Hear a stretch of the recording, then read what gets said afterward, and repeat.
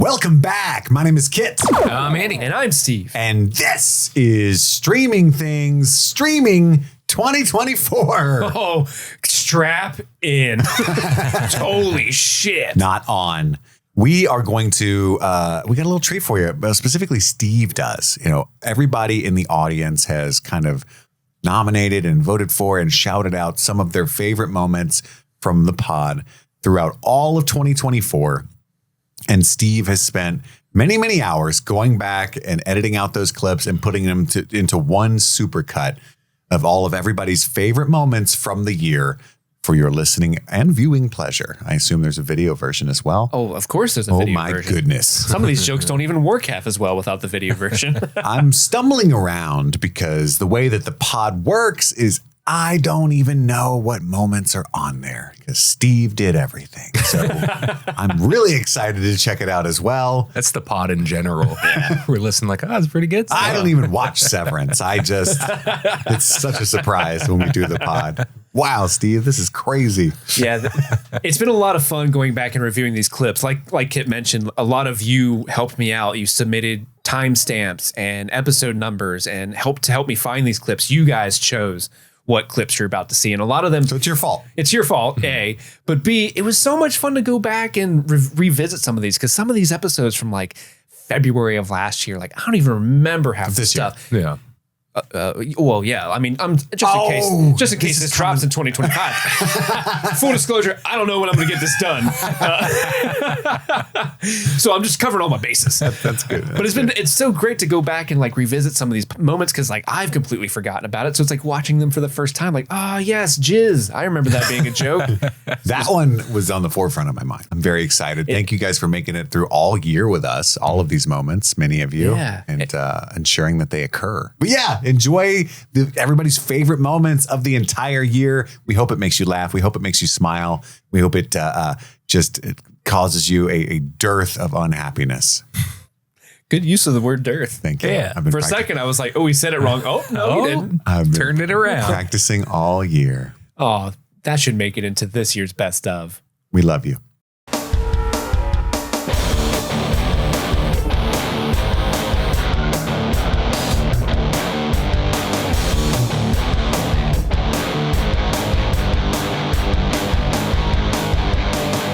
Welcome back. My name is Kit. I'm Andy. My name's Madison. I'm Phil. I'm Jimmy. I'm Hatter. Kyrie, welcome. Welcome to the studio.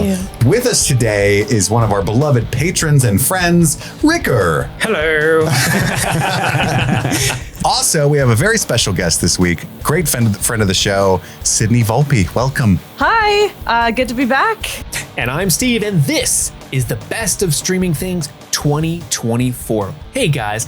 It's your boy, Steve, and full disclosure, I've been trying to make the intros and bumpers to get you into these clips throughout this episode for like a couple hours, and I was bombing horribly by myself. So in my desperation, I went and sought a friend that will hopefully make this a lot easier for me. Welcome, Erica. Oh, hey, guys. How are you, Erica? I'm doing great. I thought I'd just stop by and see if I could help out. Yeah, it was really, thankfully you were in the neighborhood. You were close by. I was really close by. Yeah, I just had to go upstairs and get you.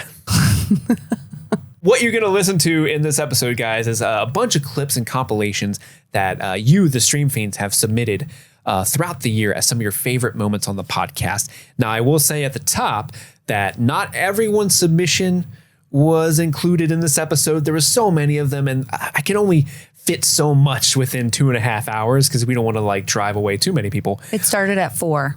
Yeah, you did. That's true. This episode was 4 hours at first, and I trimmed it down to 2, and it'll probably 2.5 after we record these. I also want to throw out there that there will be the potential for spoilers for some of the movies and television shows that we cover in the best of. Spoilers for Lost, Star Wars, Fallout.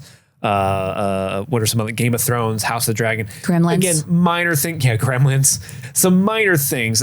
I don't think we talk about any big revelations in these clips, but I'm just throwing it out there. The night is dark and full of spoilers. So if you like see that we're going to start covering a show, or if we're getting to one of the shows that you might want to watch but you haven't seen yet, maybe skip forward into the next one. All right.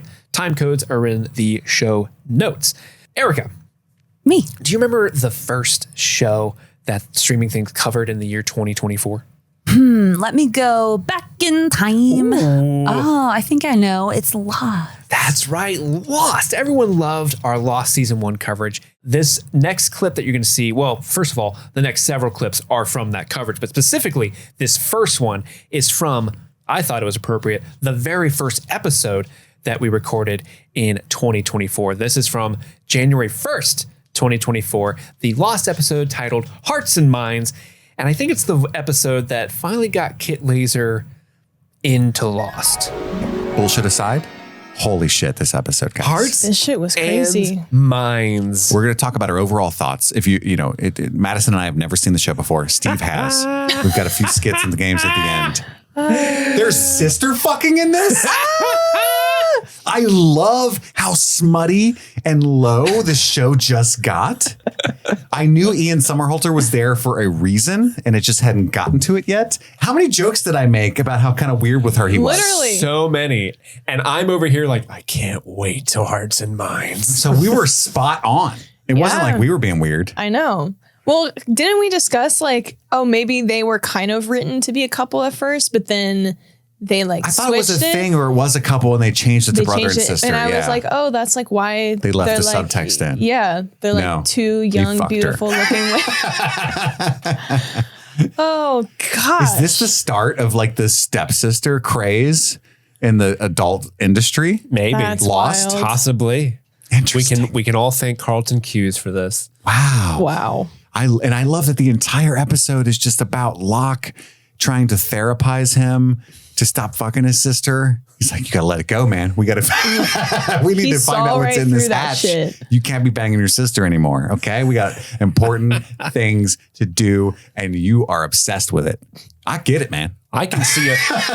I know everyone else on this island might be an idiot, but I can see what you're doing to her a mile away. Just like you can't look at her and play creepy music as you stare at her from across the beach. Yeah. And That's not a good sign. I was picking those vibes up last episode, and I'm glad they went there because that makes so much more sense. It would be campy Yeah. and dumb if he didn't bang her. You know what I mean? Mm-hmm. Yeah. Now it makes sense. Wow. So I remember my mouth was just like dry. Like I was like, oh shit. Especially You're in was love it with me. was it Brian that said that he was in love with her? Or no, it was Shannon. It was Shannon. She walks in drunk and she's like, look, I know you want this. And he's like, stop. I don't, but I do. you cannot have this. You cannot have this. And then he has this. You'll never get this. You'll never get this. One day he break out of cage and he get this. And he get this. So my notes on that moment are ha ha ha ha ha ha. They fuck. What if we get the little kid, but he has like mind powers? No one's ever done a creepy little kid before. It's Hold up. 2004. Have you guys read this Harry Potter stuff? I'm on the third book because it's 2004. Is Walt the boy who lived? And I Does just Walt see dead people? it's like there's too many mysteries, and like if this keeps happening, and it's totally going to, it might It's anno- totally going it to. might annoy me. I'm in danger of being annoyed at this point. I don't need him to have powers. Like the only thing that I could maybe see is like a foreshadowing of this is Locke's interest in Walt, because Locke does have this like. I He's wouldn't like say- Professor I Slughorn of wouldn't the say- island. Yeah, I wouldn't say. collecting all the oh, the sister fucker. I need the magic boy. That was a good pull. Well done. I don't know. It just That's just in his mind how he categorizes everyone. I need the magic boy. I got the sister fucker. That's awesome. Who's next? Who's joining? he's building his team. Who's joining Locke's menagerie? All right. Whenever I get bored, I just talk to him. It's wild, bro. Back in the present, he finds the boar while shouting for Kate because he is lost. Kate, seriously, I know you're near tracking me.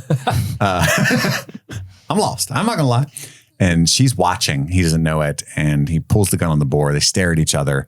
And he decides It's you, the guy who's taught It's by you. Stowe. he's a French boar. Hello. I was a member of Rousseau's crew.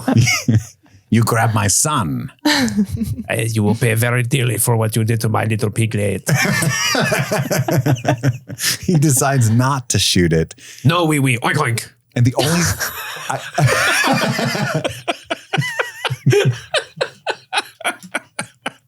the direct eye contact he made with me doing that was so funny.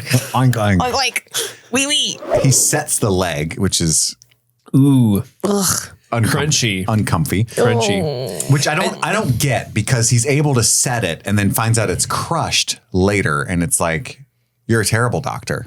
So you didn't you just yanked on his leg and crunched it, and there was a bunch of different pieces in there. You know what I mean?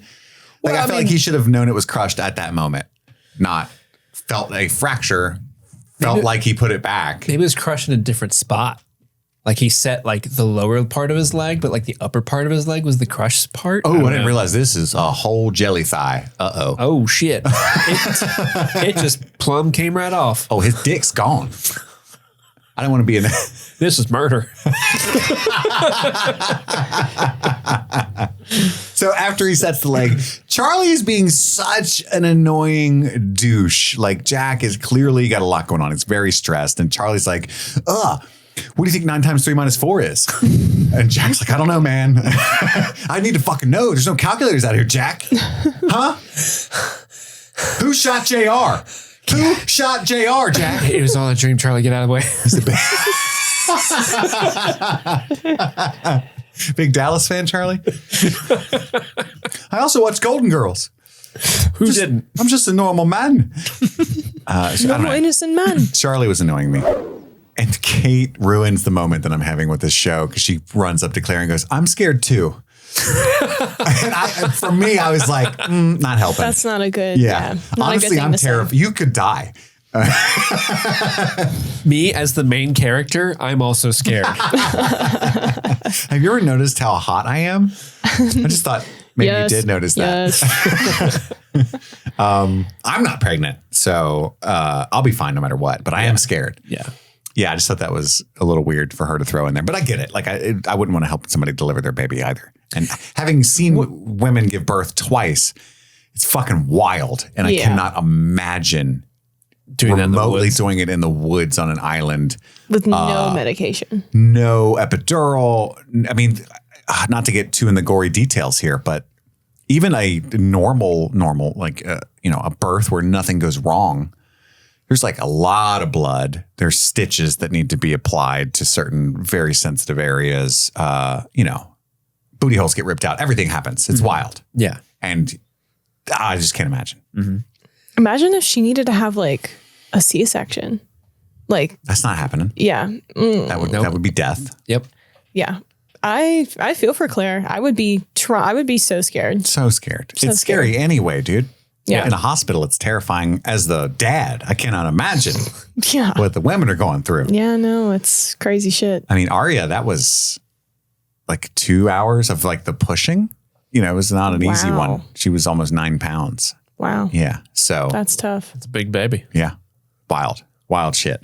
I do love the one cutaway to Shannon because they cut away to Shannon in this moment and she's giving Kate the biggest stink eye. I know. I can't fucking believe you're a murderer. Literally last episode, I shot John Locke. What a hoe bag. No. What a salute. All I do is fuck my brother and shoot people. I'm not like you. I'm not a real piece of shit like you. At least when I do it, I have the decency to look amazing while doing that. And I don't lie to people. Yeah. I tell everybody. I fuck my brother. Hi, me, Shannon. So I get like that they've been lied to, and it's maybe you feel left out of the loop. It's uncomfy, but I just don't see a real human interaction this hypocritical occurring. I just think it was poorly done. And as somebody who used to be a heroin addict, has like stolen things and been arrested for forgery and petty theft. It's just like if I just can't imagine all the patrons being like, Don't even look at my baby. It just was silly to me, and it was very. And even fabricated. Jin's like, everyone else is walking away. Yeah, he's like, I don't understand anything that just happened, but Everyone's giving the stink eye to Kate. I'll just follow along. Ooh. I've realized to follow the group in such matters. Right. So, I'm just bored. I just really need to get off I this wish they had island. left one of the extras there to walk up slowly to her and pat her on the back. There, Kate. I'm Arzt. Your best Hey, friend. Arts has a name, all right? what if- Bald guy doesn't. What if they started writing their own backstories? I'm the guy that sleeps with Evangeline Lilly every night. And we're like, Frank, you don't have a line, and definitely it's not going to be that. Cutaway. He's directing himself too. Cutaway, it's me. Interior hotel room. I'm getting money together for a drug exchange because I'm really good at drugs and the empire I have built. Other cutaway 10 years earlier when my dad handed me the keys to the drug empire and I shot him because I also have dad issues. Flashing back to the present, skinny dipping with Kate at the waterfall. That's never going to happen, Frank. Stop saying that. This is why no one hangs out with you, Frank. We just need to bring the waterfall back. I'm just saying. Well, Erica, it's been a pretty good year for streaming things, I think, right? Would you say so? I think it's been an excellent year for streaming things. Yeah, but it was an especially good year for none other than our beloved captain, Kit Laser, because he was able to take his dream and make it a reality. He became a full-time content creator this year, but not without some troubles. Some life curveballs, if you will. And since you and I are kind of going to be following his lead this year, hopefully our first week doesn't take the same turn as his did. It's going to be great. Don't do it. It's going to be great. It's going to be great. Listen to Kit's story. It wasn't great. I'm very delirious, so I should be weirder than usual today. You too? Love it. Yes. It was a delightful, crazy weekend. So Friday was my last day at my full-time 9 to 5. Congratulations. Officially. Congratulations. Thank you. Thank you. You've taken your first Good step into shit. a much larger world. Thank you, Alec Guinness. And so I at like 5:03 p.m. it just kind of fully sank in, even though I had been like put like a 2-month notice into my job and should have like been processed and therapized by now, but it wasn't. So I checked my like Outlook email account, realized I had been locked out, and was like, yes, oh shit, It's real. And so What if they gave like you had access for like I'd be so mad. I'm just still getting emails. Leave me alone. you just reply all to everything? Yeah. So I'm like, oh fuck, what do I do? Right. And I go downstairs and I check, my wife texts me. She's like, hey, it's really hot up here. Cause we have a really old house. And in the summer, it's really hot on the second floor. And in the winter, it's really cold on the second floor because there are no cold air returns and, HVAC stuff, right? I'm used to that ish. But I go downstairs and it's already set to 66. Typically, I have to make it like freezing downstairs to make it livable upstairs. Dang. So I go look at it and it's set to 66, but the temperature is 70. And I'm like, uh-oh, that's not normal, right? Like no windows are open, no doors have been open. I don't leave, she doesn't leave. So I was like, oh, fuck. So I got some buddies and stuff and I talked to them and they're like, sounds like a capacitor issue. And I was like, from Back to the Future? Are you making this up? Are you fucking with like me? a flux capacitor? Yeah. Should I get it to 88 or, which is like a cheaper fix than like replacing the whole HVAC system. That's what the Libyans thought. Absolutely. It's still going to be a problem, but I had that on my AC unit like a year ago. that's the thing. So that's likely what's going on. But he said it is indicative that something is going out, So I was like, oh, cool. So my first 10 minutes as a unemployed You've been person free for 10 minutes and your house falls apart. is an expense, right? So then we find a cavity in my daughter's tooth. And we don't have baby dental insurance, right? And since she's so young, they're going to have to like anesthetize her to fill the cavity. So that's thousands of dollars, right? So this is my first like couple hours as a content creator full time. I'm like, all right. Anyway, my wife's like, fuck all that. Let's celebrate. Let's get some your favorite restaurant, some sushi, right? And I was like, you want to spend like $120 on dinner the first hour that Right I'm now? unemployed? And she laughed. She's like, yes. And I'm like, okay, that let's deep. do it. Let's party. That's how I fucking It is a celebratory moment.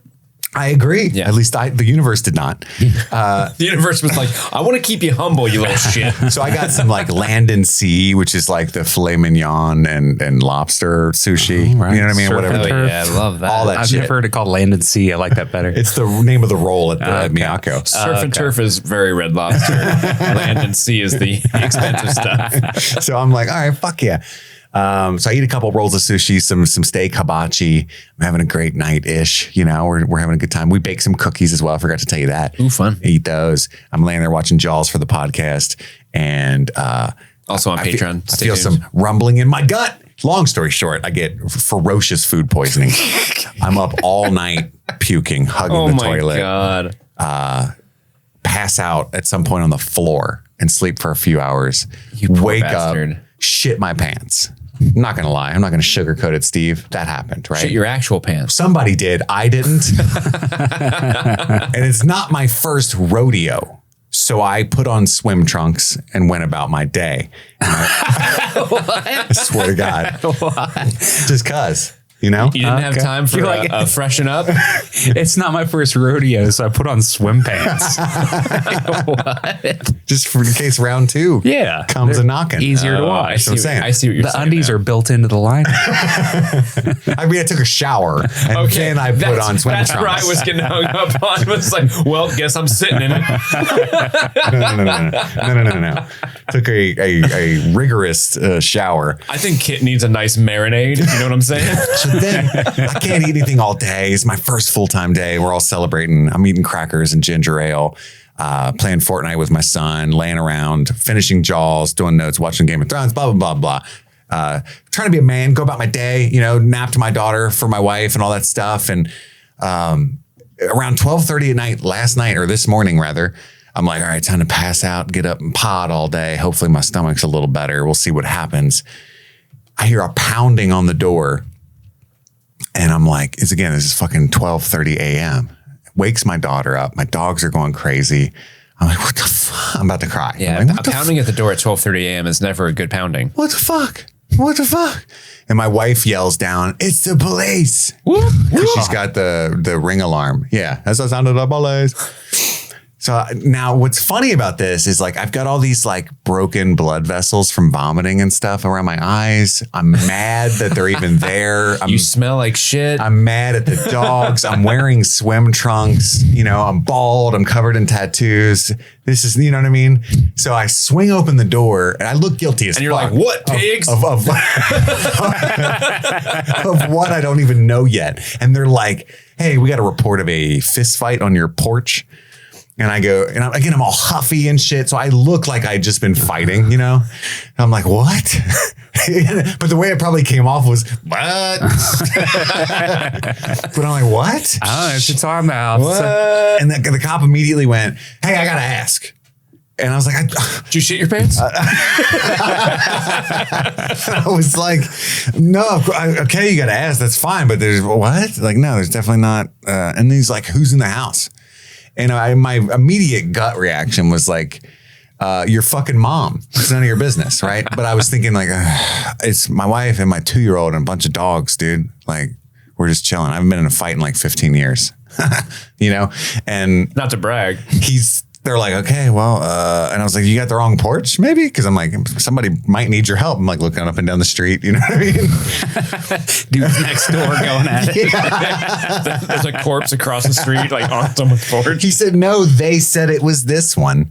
And I just kind of threw up my hands and I was like, well, I don't know what to tell you, man. I should have said I have a fucking ring alarm camera. You should, yeah. I didn't say that, but I was like, the last person on my porch was my son leaving and then you.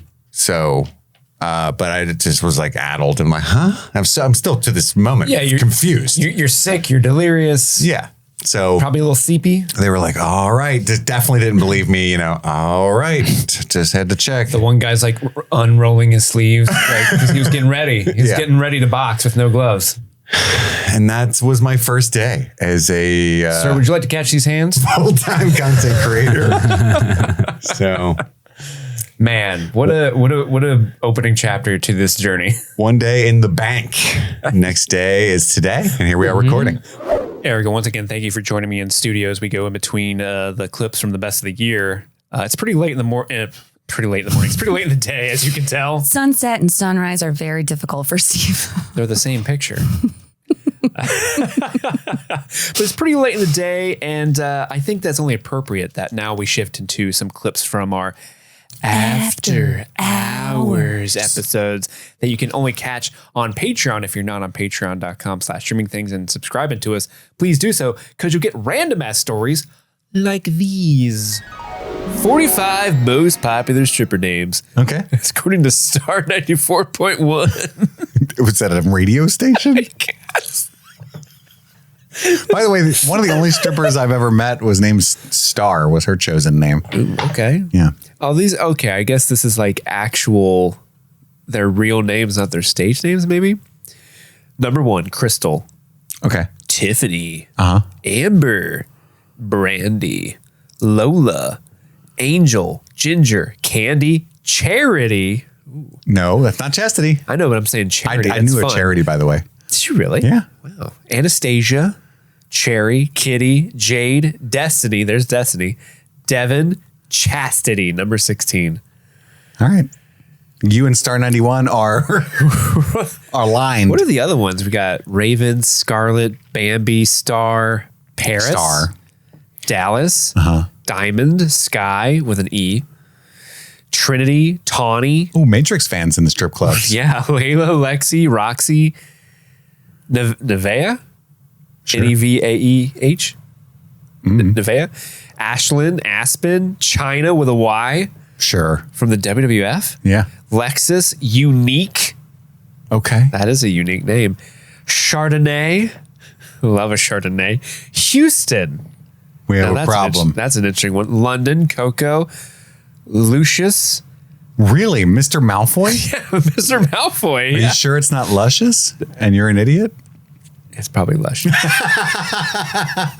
I'm going to be honest with you. I like probably the idea Luscious. that Malfoy is up there. Potter, hit my music.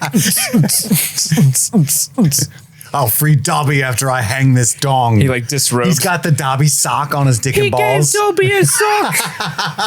I accidentally threw that to my Dobby is free.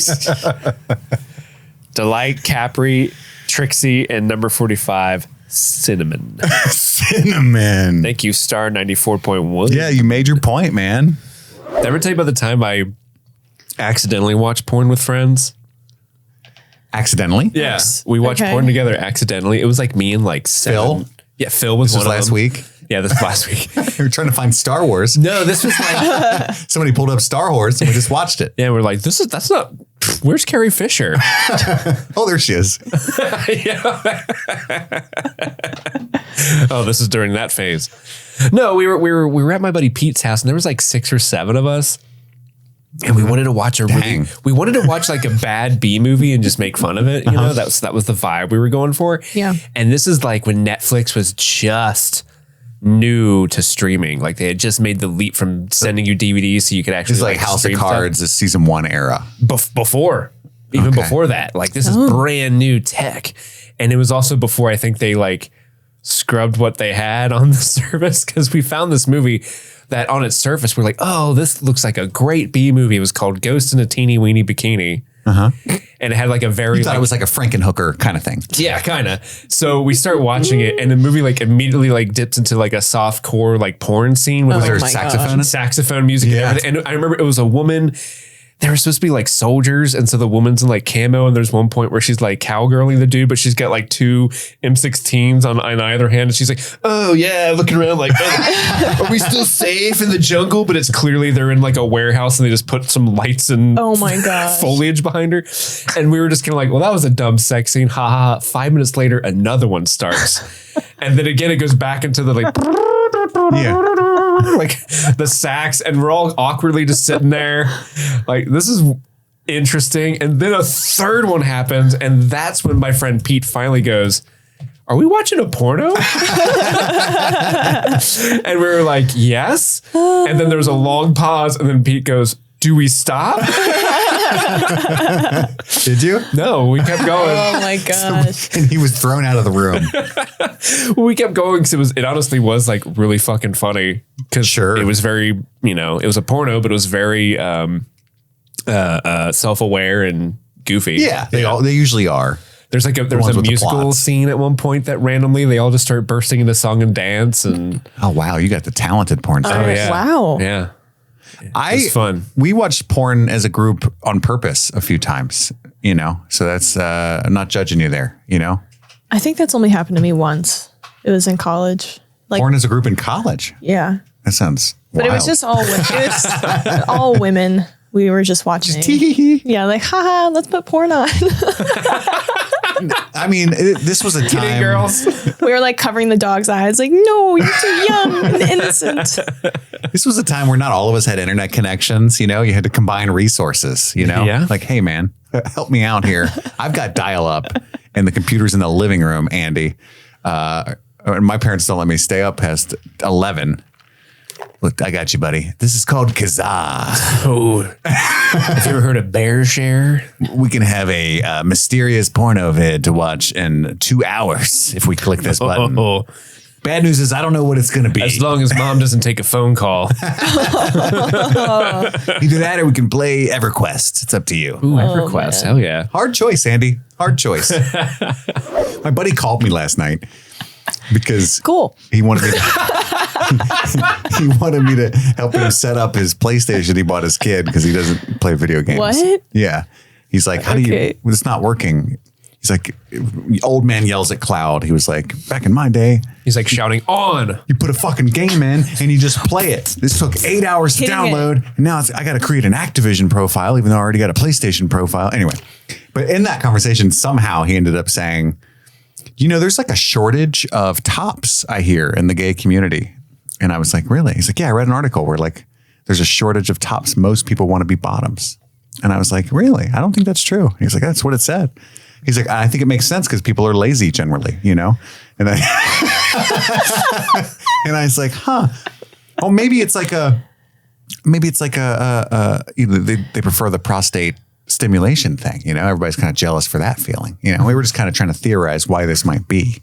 Interesting. And he said, yeah, maybe. And I was like, so what you really want is you want a threesome and you want to be in the middle. That's the best. And then I heard his wife from the kitchen go, yeah. You know, I'm supposed to be helping him set up the PlayStation. I was just going to joke, Just like, talking and his about son's tops, right there the whole bottoms. time. Just like I looking just back want and to forth, play like, Call of Duty. what are you guys saying? So anyway, that's the word on the street. I don't know what articles he's reading, but Or what group demographic was interviewed. yeah, who was polled? I know. We Everyone asked, All the bottoms. we asked 100 bottoms what they preferred to be. Most of them said bottoms. Well, I mean, yeah, I feel like bottom is, well, I don't know. Bottom is as bottom I'm does. a switch, so I go back and forth. That's what I would prefer, you know? But I just feel like it's nice, you know. You gotta Scratch my back, I scratch yeah, yours. exactly. Everyone's So, got to take a turn on top. Yeah. You high all- five, you tag in like it's a Yeah. wrestling match, And switch. Like and switch. like musical chairs. It's like the most polite British thing ever. And switch. And Oh, that would be an switch. interesting way to have an orgy. Do it musical chair style. And then like one person's like doesn't get in every round. Like there's like a I really there's wanted to just hear where that a was going. circle of so in your mind, just so I'm understanding, there's Sure. a circle of chairs in the room. Yes. Music will play. While music's playing, everyone's fucking. And then when Correct. music's over, everyone just like stops fucking and rushes to Yeah, chairs. there's It's like, like- instead of chairs, it's holes. And or something. I don't know. I have to get the logistics. Holes? Yeah. Glory holes? Orifices. What's happening? So are the chairs happening are right I the, now? haven't figured out how to play are yet. the chairs just a circle of people who are face down squatting like on all Initially, fours? I had just pictured like 6 dudes with dicks in chairs, right? And people running around to sit on them. But then I realized But that's then that's they're always in, so that's not fair. So I that's started so to much effort for everyone else. I like Yeah. I like That's the not idea fair. of just normal chairs and everyone has to like, I gotta stop fucking to get in the chairs. And then you got the one person's like, oh, so it's musical chairs, but they're but instead of like slowly walking around the chairs during the music, you're just actively having sex with other people in the room. And then the music goes off and you're like, God, let me go. yeah. And there's that one dude that didn't take his pants fully off and he's just like, there's a game guy's the show. worst. There's a game show host somewhere out there that Writing wants this down? that wants to use this bit. The third day, I started going to the P&I screenings, the Press and Industries, and that was so much more chill because like there's still like a little bit of a queue out front, but everybody in line is like people I follow on Twitter and have for a decade. You know what I mean? So Yeah. it's just a way, hi, and then they're like, oh, hey, what's up? I'm not Giancarlo Esposito, so I'll just talk to you for 30 minutes. Yeah. As opposed to Aubrey Plaza, which I is am totally well. fair. Yeah.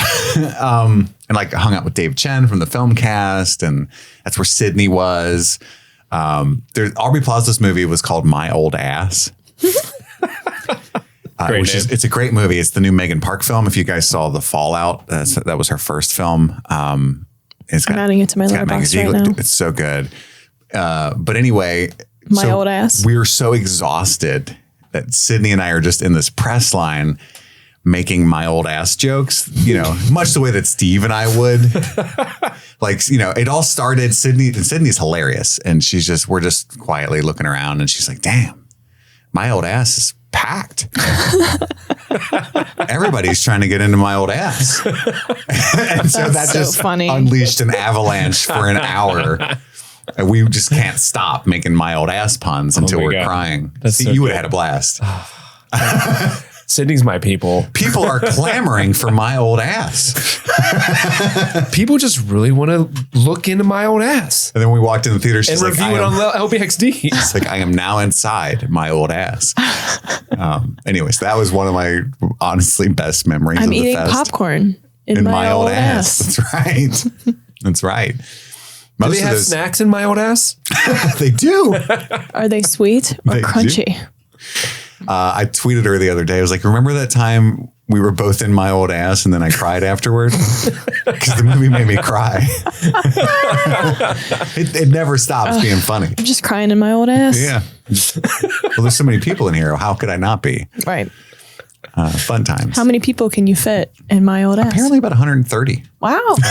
Wow. But yeah, my old ass was bought for $15 million, which is Hell way yeah. more money than I thought it was worth. Who would have known that my old ass could have gone for that much money? Expensive, my old ass. It's in high, my old ass is in high demand. They could have gotten it for a demand, lot my less. old They could have ass. gotten it for exposure. I would give, that's a, Fucking great. That's a great joke. That's a great joke. That's a good one. Goodness. Oh no, you broke Steve. doesn't it work on so many levels? My old ass does work on some. Next time you see Aubrey Plaza in a club, you should do my old ass jokes. I've DM'd her several. And I'm not proud of it, Madison. One of our favorite guests is one of my favorite people, one of our favorite people, and that is my best friend, Phil. And one of the reasons why we became best friends is because of our mutual love for Star Wars. So, of course, it made sense to have Phil come on and talk about Star Wars with myself and Kid Laser. And then we get the cantina. You know, it's like the whole thing. Honestly, it might be a hot take. That's a bop. It is a bop. Both Cantina songs are amazing. Wait, Kit. Who the hell's like, the Cantina scene is not a bop? No, I didn't know. That if is it was not a hot take at all. I would listen to that while cleaning my house, is what I'm saying. Chris, I used to have do. the soundtrack to that movie and used to play it on my computer. I can see you in some tidy whities. Kid, do you know what that style of music is canonically called in Star Wars? Oh shit, I forgot about this. No, Do you want to take a guess? no. I Okay. don't trust myself. This, Can we say it at the same time? yeah. 3, 2, 1. Jizz. I'm No, not it's joking. not. It's 100% I'm not called joking. Jizz. Google search it. No. What is the Cantina? No. It's in my called history jizz. already. Didn't they recently rename it? Maybe. Cantina music genre. I'm not seeing anything that says that The it's genre something of different. space jazz is actually called jizz. Oh, hold on. Today I learned jizz is the genre of music played during the cantina scene in Star Wars Episode 4, and common instruments include the bass viola, a clack beep box, and the jizz box. Mom? They're going to use the power of the Death Star to blow up Alderaan if she doesn't give up the location of this hidden rebel base. Also, what the hell does she have against everybody on Dantooine? Because she just yeah. like She gives that up snitches. like instantly, Dantooine. and she's like, like I would feel so bad if I just like fingered like some guy. Whoa, sorry. Whoa. I meant like in a lineup that didn't do the crime. You get them all That's what lined up. And you're just going to town, playing but some- you don't feel guilty. You're playing some soft jizz. I mean, like if I falsely accused somebody of a crime and they went to jail, like that's essentially what she's doing right now. You can't do the except she's- time. Don't do the crime. Luke goes down, right almost gets squished by the at, which is a really harrowing. Is he like he's trying to save Dak, right? Who's already dead. He's trying to get the grappling hook, which he uses. Oh, he's like, you're fucked, Dak. Dak, move. Dak is done. Yeah, like Dak's Dak, dead. like he knows like Dak is not coming back at this point. Like, Secretly, Luke's like, I didn't want to say anything, but God, thank God that guy's gone. I hated him. Who whispers at his dead body? Fuck you, Dak. You're no R2. rest in hell, Dak. Yeah, he's trying to get the grappling turret from the back so he can go up and throw the grenade up in the belly of the 118. And when he swings, it like somehow magically like uncovers the hatch like way behind him. Yeah. Like, it's not well choreographed in that moment. But there's one funny part when Veers takes out the shield generator, or the shield generator. Yeah. Because they have this shot right before they launch. The AT-AT kind of like does like a little move, but before it shoots the generator, it just zaps one fucking dude on the ground. Fuck this guy in particular before we do this thing. We don't have to do this, but we felt it necessary to kill this guy. Dak's brother, Rack. Let's get Dick. Dick and Dak. Dick and Dak. Dick, Dak, and Rack. Yeah, Dick, Dak, and Rack. The three brothers. It's like Private Ryan, his whole family. Like there's another movie somewhere where they have to go save Dak's fifth younger brother. That's the last remaining. We got to get Dip. He's the last one. And it's Matt Damon. Dick, Dak. There's a scene where the rebels go to their mom Dap, and they're like, "We're so sorry, man." We are creating so much lore, so much pointless lore about this guy that doesn't last more than a minute on screen. Hey, it's been how many years? 40 years? That's true. It's time. Justice for Dak. Yes. Dick, Rack, Dap, and Dip. Duck, dive, and dip and dodge. You can Dak a wrench, you can Dak a ball. Fuck. You know what Dak's favorite ice cream is? What? Dippin' Dots. I knew you were going to say it. The ice cream of the future? Yes. This is the scene where Admiral, he got promoted. Admiral Did recently get promoted. Walks in on Darth Vader, and it never occurred. It never occurred to me, but like, so he walks in and he sees like the helmet being put on Darth Vader. We get a little glimpse into his gross little ballsack head, and all I wrote was like, it's kind of rude, Piet. You walking in this guy getting dressed. I told you to knock. I think Vader like subconsciously wanted him to see it because why would it? Power move. Like, why would he have the egg open at that point? Because like at the end of that scene, the egg closes again. So like I would have just assumed like that's just like Vader trying to do a thing. Like I want you to see how scary I look from behind. I'm going to my room. I jerk off in this thing. Pliet. I think of Padme. I cry while doing it. Does he breathe harder, you think? Like,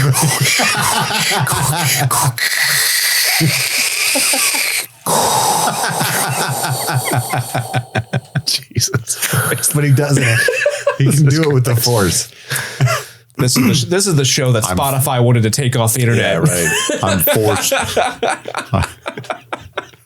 I'm force choking the chicken. God damn. I can do it over FaceTime. Man. He could do that. He actually could, yeah. Like yeah. Admiral Pliet could be like, "Are you jerking me off?" Maybe. What would it be? What would you think if I was? Good. Never thought of this before. Oh no. I have. Then we get the Obi-Wan Force Ghost, and I love this whole interaction because it's so funny to me. You told me that he killed my father. Metaphorically, he did. Right. So what I told you was true from a certain point of view. From a retcon perspective, it's not so crazy. I love this. He tells him about Leia's your sister. Bury your feelings deep down, Luke. It is super weird. Most people do not accept it. There are planets where it's okay, but no one goes there. He's saying bear your feelings of the love you have for your sister deep down because the Emperor can sense that you have a sister if you're not careful. But what it reads like, if you remember that they made out, is bury your feelings deep down, Luke. Mm-hmm. We had no idea. Never stick your dick in strange. Oh my God. Jesus. God. That is a sarlacc pit you do not want to enter. It'll digest you for 1,000 years. I'm going to challenge you to remember the Viceroy's name by the end of this episode. Tina Turner? Faye? Faye. You went Faye, I went Turner? Tina Fey. What cunt? You might want to flag that one. What did you say his name was? Newt. Newt. Send Newts. Not cunt. Newt Gunray. Cunt Gunray is funnier. That's his little brother. Oh my God. A Cunt's okay to say now because sometimes people serve it. You know? Palpatine is nominated for Supreme Chancellor, but not voted in quite yet. But He's so proud. I think we'll get a strong sympathy vote. I will become Chancellor. And I pray you will bring sanity and compassion back to the Senate. Compassion. And I was like, oh, for sure. Committee. I do love when she's like, this is your arena, Senator. I'm going to return to mine. He does the Willy Wonka like, oh no, please don't go. You'll be killed. It's safer here in my red apartment. How can no one tell that I'm the bad guy? We should ask the committee if they agree with your departure. Committee. And he's just mocking her for saying it that way now. Like on a podcast when somebody mispronounces something and the other two won't let it go. It's like, committee. Like they just keep whispering that to her. Hey, Queen. Committee. Damn it. Oh, I'm combing. It's ridiculous. So then Anakin is tested by the council. He passes all the tests except for the test of, oh, you miss your mother? What a fucking nerd. You're going to suck as a Jedi. You're all proof high-fiving people in the background. I such a funny love scene. Mace Windu's iPad on a stick in the scene too. What the fuck is that? Well, they didn't have those kinds of things yet. Right. It was a long time ago. Yeah, right. We get the iconic, Maybe if we got rid of the stick, this would be cool. He boasts about Jeddah being destroyed, and then the Alliance comes rolling up tough. rolling. I just Yo, dude, please cut Limp Bizkit into that. yeah. Isn't that the video where Back up, no, get down. Show me what you want to do now. I think that was the last music video filmed on top of the World Trade too. What? We were talking about Limp Bizkit. That's a fact. Is it really? Yes. Look it up. Look it up right now. Look it up. It's crazy that that's the last thing. And they filmed that in like June too. Like it was crazy. Somehow you've made 9/11 even more of a tragedy. I didn't do it. You did this. I didn't do it. You did this. Fred Durst and company did that. Not me. The others of the Limp Bizkit. Yeah. I didn't know the context of Knights of Ren, but I did kind of know that there was a lineage, like I knew that the villain was related to Leia and Han. What? Somebody was going to be somebody's kid. But anyway, Well, that's just an assumption That's when you're just an watching the assumption. Star Wars Yeah, movie. yeah. Somebody is going to be Everybody somebody's has a somebody's mother. someone's kid. That's right. Everybody poops. Yeah. Everybody's got a mommy. Right. That's two things we know about Star Wars. Well, Darth Vader had no daddy, so That's true. I like in my headcanon, he does. I don't know who it is. all right. It's just some guy. Some guy. The old baby. And mom was just not wanting to admit she liked to Right. party when she was younger. She was like, his dad's Watto. Yeah. There was no father. I'm super ashamed. What are you talking about? I know the boy. Mind tricks don't work on me. Only pussy. Nice. There. Stamp that. Write that down. Get your notebooks out. Anywho, New shirt. yes. This next clip for our Star Wars coverage might need a little bit of context before you start listening to it. Erica, how familiar are you with people who are sexually aroused by the mechanical droid? I can't say I'm familiar at all, actually. Well, gotcha. You are very familiar with one person, Kit Laser. Let's listen in as he decides to tell us how much he loves TC-14 from A Phantom Menace. Why am I not surprised? Practical effects in the prequels to me is always fun because so much of this goes the way of the computer Are you as talking these about go on. TC-14? Yeah, like that, and like the set, and like the Nemoidians, and just there's a lot of stuff here that is like actually real and not just like generated.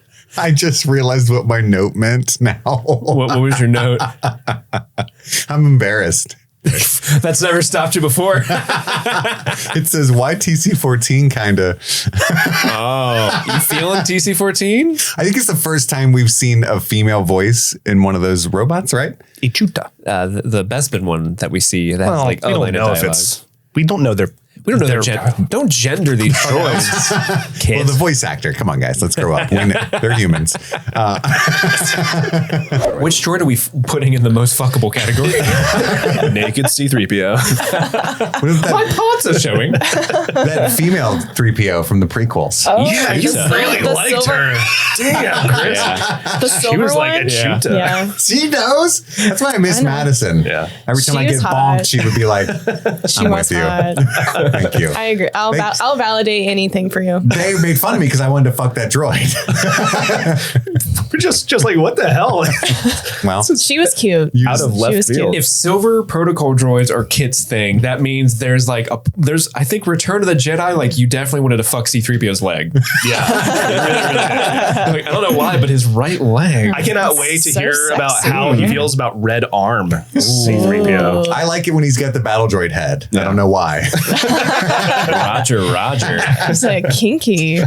Call me Roger. Battle droid's face on that dump truck. Yeah. So we get Vicky. A segment discussing the best of our Star Wars coverage wouldn't be complete if we didn't talk about the Star Wars Mad Libs.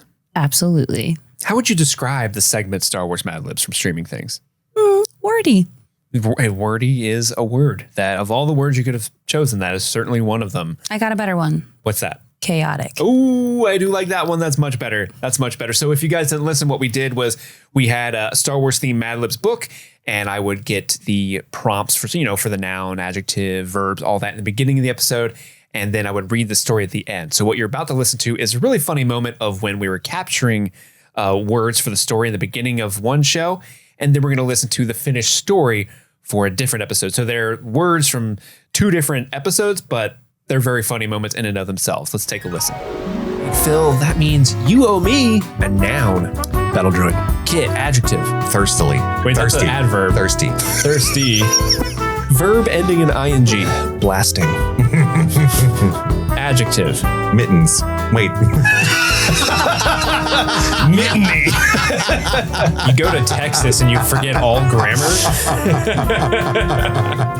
Harry. Harry. Mittens. What? You really wanted this next one plural now. Mittens. Okay, mittens it is. We want to quickly round this episode out with the story of the Mad Let's Libs. do it. What did we create? Okay, so the title of today's Mad Libs is Dressing as Darth Vader. Uh-oh. Here we go. Ever since he was lustily burned on the Mustafar lust system, That makes sense. losing his nipples and his balls, Darth Vader has been more machine than rope. And each day he must don a wet suit of armor in order to survive. First, Ride that thing out, buddy. yeah, right? First, Darth Vader must wear a black leather cushion that covers his entire soft body. Next, he puts on a long, sticky cape around his neck and covers his pubes. Covers his pubes with a pair of lips. We are 13. Finally, he must always have a thrusting mask over his face and a squishy helmet on top of his cheek. Well, that kind of works. That works. If all of that wasn't moist enough, Dude, this is the most sense we've ever made. Darth Vader can only remove his erotic gear in a serendipitous chamber filled with pressurized chains. And you thought it was dirty getting dressed every morning. He lost his nipples and his balls. He covers his pubes with lips. Erica, Me, you're in the Discord a lot. because you're a Patreon member at the $10 tier above. You're a Marty B VIP member. I am. What's the Discord like? Is it cool? It's crazy in there. It's crazy in there. It's crazy in there. Would you say it's like a place that of laws and rules? I would say there are no laws and no rules, but there is one. There's only one. What's that? Don't be in the channel that says no hosts. That seems like simple directive, but unfortunately, Kit Laser can't follow simple directives, and it got him in a little bit of trouble. Let's listen in. Speaking of Patreon, and therefore the Discord that certain members have access to, I have to confess something. I broke some laws You broke Discord law? of the Seven Kingdoms. Oh my goodness. It was here's what happened. in the front of the eyes of the old gods and the new. Let me preface this. Gods, I was strong then. Let me preface this story with another story. The other day, my beagle got outside while I was carrying in the groceries. And I just felt a disturbance in the force. I was putting some shit in the fridge, and my other dog, Jax, was just looking at me like, I'm a good boy. And I was like, okay, that's a weird thing to say. I know you are, buddy. I'm a Stark. The Beagle's a Lannister. I was like, I know you are, buddy. Why are you pointing that out? Wait, where's your brother? And so I was like, Dobby? Dobby is free. Yeah. He got a fucking sock and ran off, apparently. But he's so goofy. Like, he just wants to explore the world. He's not trying to get away. So I go outside. He's just in my neighbor's yard peeing on one of her trees. So I was like, Dobby. So anyway, I have to like pick his heavy, dense ass up and awkwardly carry him. I'm scared across the yard and back in. So I text my wife, hey, don't look at the Ring camera. Which meant, please look at the Ring camera. I bet it's hilarious if you see Dobby just scared, shuffling off the porch, and then me running out in a panic, right?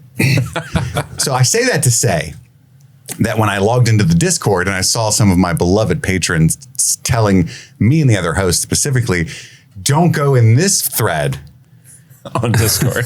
I was like, that means go in there. Something funny is afoot. The channel called Fiends Only. Not allowed. No hosts allowed. Sure. You were like, they want me in there. So I'm picking up what you're laying They might as down. well have opened the door and said, I'm a fucking rebel, first off, Steve. And the real patrons know that. But also, that thread was invented, I think, when they were like getting Christmas together for us one year, they're right? doing special gifts for us. That was a couple years forever ago. Yeah. I forgot about, never forgot the gifts you gave me, but you forgot about the thread. I forgot about the thread completely. Yeah. And if you really didn't want me in there, you could have just said nothing. I'm not in most of those threads ever. If we're being honest. So you called attention to, I'm in podcast, bonus episodes, trivia. That's about it. You know what I mean? Semi-controlled chaos. That's fun. I'm in the food one a lot. Nah, definitely not going in there. The health and wellness one. If there was one called Bonk, I would live there. Just be you and Joey. So I go in there, and what they're doing that's so funny to them is playing Fuck, Marry, Kill with the host. Us three specifically. This trio? Correct. Because by the way, Steve follows the rules. He's not in there. I'm telling him this for the first time. I was like, dude, I got to tell you, I got to confess on the pod. I bet that's awkward for some of them because Eric is in that Discord. That's what I thought was funny. By the way, I don't think Erica played, which I thought was a really big cop out because I was intrigued. What if she like, put Steve Kill? Yeah, Kill Steve. Marry Andy because duh. Fuck Chris because damn. And kill Steve. I just look like I fuck. I'm the Pete You're Davidson, Pete Davidson of this podcast. So I was like, this is hilarious. What's even funnier though is I think it was Enza that started it. Of course. But whoa, of course. Whoa. But she's from Belgium. So she said marry, fuck, kill. And it confused all the Americans. So they were like, Steve, Andy, Kit, wait. What's the, so they had to start putting M's and F's by them and stuff. And it was all really funny. And I was tickled to death. But I had to apologize to you guys. I felt like I've done something wrong by looking through the Discord that Look I at the created. Christmas presents. I did. I went to the closet and saw who was trying to fuck me. Getting a PlayStation. I wasn't supposed to. Anyway, I called Andy to like tell him this because it was funny, but also to confess how lame I am. Because there was a point where it was like, kill Andy, you know, and I thought in my head, I was like, that's just a game. They got to put somebody there. Put someone in that spot. Yeah. Andy wouldn't be offended. And then it was like, kill Kit. And I was like, what the fuck did I do? Because I'm so childish. I also have never understood that game. Andy tried to explain it to me because I'm like, if you marry them, you have to fuck them all the time. Or you probably would. You don't have to. That's illegal. You're living That's with them. illegal. Presumably you're living with them all the time. So what is the like once a month, you and know? he was like, well, no, when you put Check-ins. somebody in the fuck category, that's probably your best fuck, but it's like, that's not like a relationship level. Just looking for a good time. Or it's just a one-off, you know, the only other options are you got somebody you're definitely going to marry. And then the other, you don't want to kill them. So then, all right, I'll throw them a bone. Throw him a bone. And they can live. Anyway, so I'm sorry. I don't know how I can make it up to you. I won't go in there again unless You call attention to you it. say in the everyone thread, hey, definitely don't go in there. That will pique my interest every time. I will go immediately. Yeah, you might as well just put up a wacky waving inflatable arm flailing tube man holding a sign saying, come on in. What's also funny is that was their icebreaker for new Discord members. Welcome to Discord. Who you fucking? Honestly, that tracks for our Discord so well. Yeah. So now I feel better. I feel lighter. It's off my chest.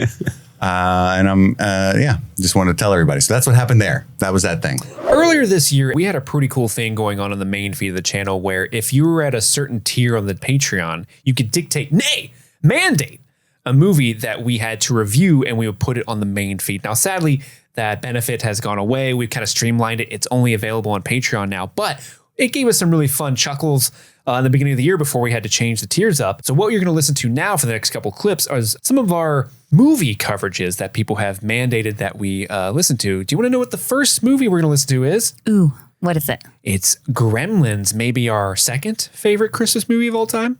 Third? At least in the top 5. Top 10. Oh, definitely. A top 50 at worst. But here's Gremlins. Take a look. Billy's mom is watching It's a Wonderful Life. And I had to pause, okay? Sure. So, Gremlins, Yes. 1984. It's a Wonderful Life came out in 1946. Sure. Gremlins is closer to It's a Wonderful Life than we are to Gremlins. Oh, the pain. Doesn't that like just make you like, oh, time, you slut, always marching on? I wish you hadn't said that. I did. I said it. I've Yeah. been thinking about death and the passage of time a lot lately. Jesus.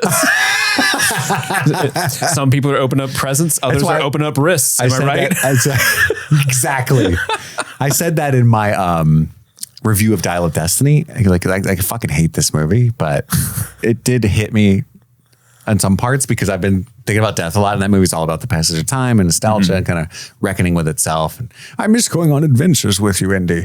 Indiana Jones. Well, you're not coming. And then That's the funny. Okay. Are we going to do a quick aside on Dial of Destiny? Because I have thoughts. The next 2 clips come from our episode on 1996's The Long Kiss Goodnight, starring Gina Davis and Samuel L. Jackson. Have you seen this movie, Erica? I haven't, but I feel like I have just from listening to the coverage. That's what I love to hear. Let's take a listen to these clips. There was a really cool shot where, because the feds, I guess the other bad guys in chapter show up and they've kind of blocked the bridge on the American we side. understand you don't want to die, ma'am. Nothing we can do about it. Sorry. We're all going to die if we stay here, but we're just going to make sure you don't escape. I don't know what our plan is. But December 24th was an inside job. I was thinking the whole time, so they're on a bridge that connects the USA and Canada, and nothing's going on the Canadian side because the Canadians like, hey. But you have to imagine there's one like customs guy that works on that side of the bridge, like looking out his little window, like, What's that all about? what's all this here American stuff going on out here? You can't shoot at that lady. Hey, Sarge, there's something going on the bridge here. Some woman with a kid just shot a flare gun guy out of a helicopter, and it looks like the rest of the U.S. military is trying to talk her down. She looks like a hot Slim Shady. If I had to describe her to you, it would be like, imagine if Mrs. Claus was hot to trot, if you know what I'm saying. And then we see Hal with Sam at the hospital. She's unconscious, but she has a vision of Charlie, her actual identity. Yeah, they do some. It's almost like a horror sequence where There's a couple of these. Yeah. Yeah. It's her with her like brown hair, With her Eminem hair. and and then she looks into the mirror and she's like all bloody and gross. It's like, oh, you like being me? Smoke up, Johnny. Yeah. She's like, the real Slim Shady. Please stand up. It's me. Name's Charlie, by the way. Hi, kids. Do you like violence? That's a Slim Shady song, Steve. Thank you. You want to see me stick 9-inch nails through each one of my eyelids? Try sit and get fucked up as much as my life is? You saying that in that voice for whatever reason, that's spine tingling. Is it? You like it? Yeah, I like in like a it. horror movie kind of way? Yeah. You could be in the next Five Nights at Freddy's. Hi, my name is... What? Who? What? Like you just sound like Sniper Town that can't hear. What? Who? No, I don't want any M&Ms. Why do you keep asking me? Erica, do you believe in the devil? Of course I do. Do you think the devil is as sexy as Tim Curry? The devil wishes he could be as sexy as Tim Curry. That's what Tim Curry thinks. If you want to know what we're talking about 1985 Legend, starring Tim Curry and a little known guy named Tom Cruise. Him too. Yeah, he was in that, wasn't he? Yeah, he was a little guy in that one. Mm-hmm. This is before he got his teeth fixed. But let's... Sorry, that's low coming from me. Oh, shit. You just burned yourself. I did. Holy shit. I wasn't ready. Let's listen to the Legend clip to save myself from more embarrassment. Oh my God. I do hate it that Alice Playton, who plays Blix, also voices Gump. You said that, but I never noticed that at any point. Oh, it's the same fucking voice. Like, it's like, If Blix talks like this, my lord, Gum talks like this, Jack. like, it's just a little I just dialed thought down. all the woodland creatures have they smoke 2 packs of Newports every day. And I was like, done. Moving on. That would be way better if Gump, Jack. if the Gump is just like popping cigs the whole time, just ripping butts this entire movie. I told you put the pussy on a pedestal, Jack. You shouldn't let it touch the unicorn. I mean, they do take shots when they're like, "Oh, you love this girl? Oh, screwball, get the 40s. Let's do it. We're gonna toast love." Let's do a shot. Let's Oh, do a baby. shot. I used to know this fucking guy named Blunder, which you could tell always fucking up. Always fucking up. It's in his name. I sent him down to this tree hole and I said, hey, I couldn't even do it. he's just been down there hanging out with the devil. This fucking idiot, this fucking guy, he hates it. He fucking hates it. But he's too far in. Yeah, he can't climb out. He can't climb out now. I could help him, but I think it's funny. It's really fucking funny. Anyway, nothing bad could happen from that. Fucking Una, get over here. You better not have a body. You better not be a real lady and not just a speck of light that flies around that will really grind my gears. If it turns out you're a hot chick, I swear to God. It's kind of weird I'm like this. Erica, you come from a pretty big family, right? Yeah, it's biggish. Do you have cousins? I have cousins. Do you have a cousin named Vinny? I wish I did. Do you have a cousin who's good at lawyering? Does he know how to do a lawyer? No, my cousins probably all need lawyers. Well, maybe they should look up the services for Vinny from My Cousin Vinny from 1992, starring Joe Pesci and Marissa Tomei. Let's check out this clip where Kit and I reviewed that movie, specifically the part where he's having trouble sleeping. This time he wants to stay in prison because he gets contempt again to get some sleep. And there's like a riot going on in there, but he's still sleeping like a baby. Yep. And I like I said, I understand that. Like what is crazy noises to some people is comfort sounds to others. Mm-hmm. Whenever you'll find this out soon when we go to South by Southwest, but I can't sleep well in hotels because I like white noise and I have like a really loud fan right by my head in my bedroom. So I use like rain noises and stuff. Didn't you do that when we went to LA? I usually do. I can't sleep without like thunder thunderclaps. I throw on pink noise when I need help. What's that mean? Is it just sex? It's oh yeah. I'm like, sleeping like a baby.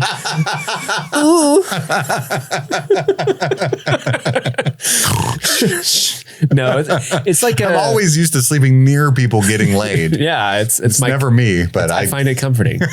Like, they're having fun.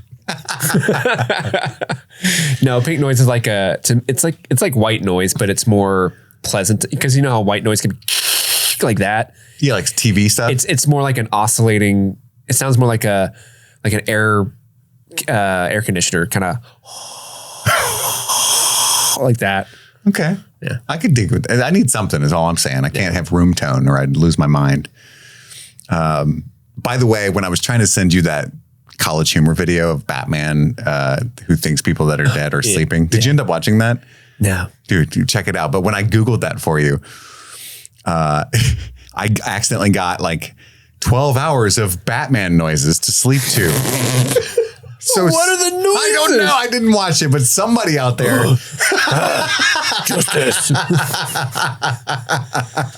I'm Batman. I don't know. I'm Batman. They like to sleep to that. I was like, how is this one came up? Because I just went Batman sleep. Sometimes we're lucky to have extra special guests appear on Streaming Things. And one of those guests is none other than my good friend from college, Kyrie, who joined us for our episode on 2001's Spirited Away, which is quite the movie. It's very colorful, very fun, very strange. But she was the perfect host to have on with us that time.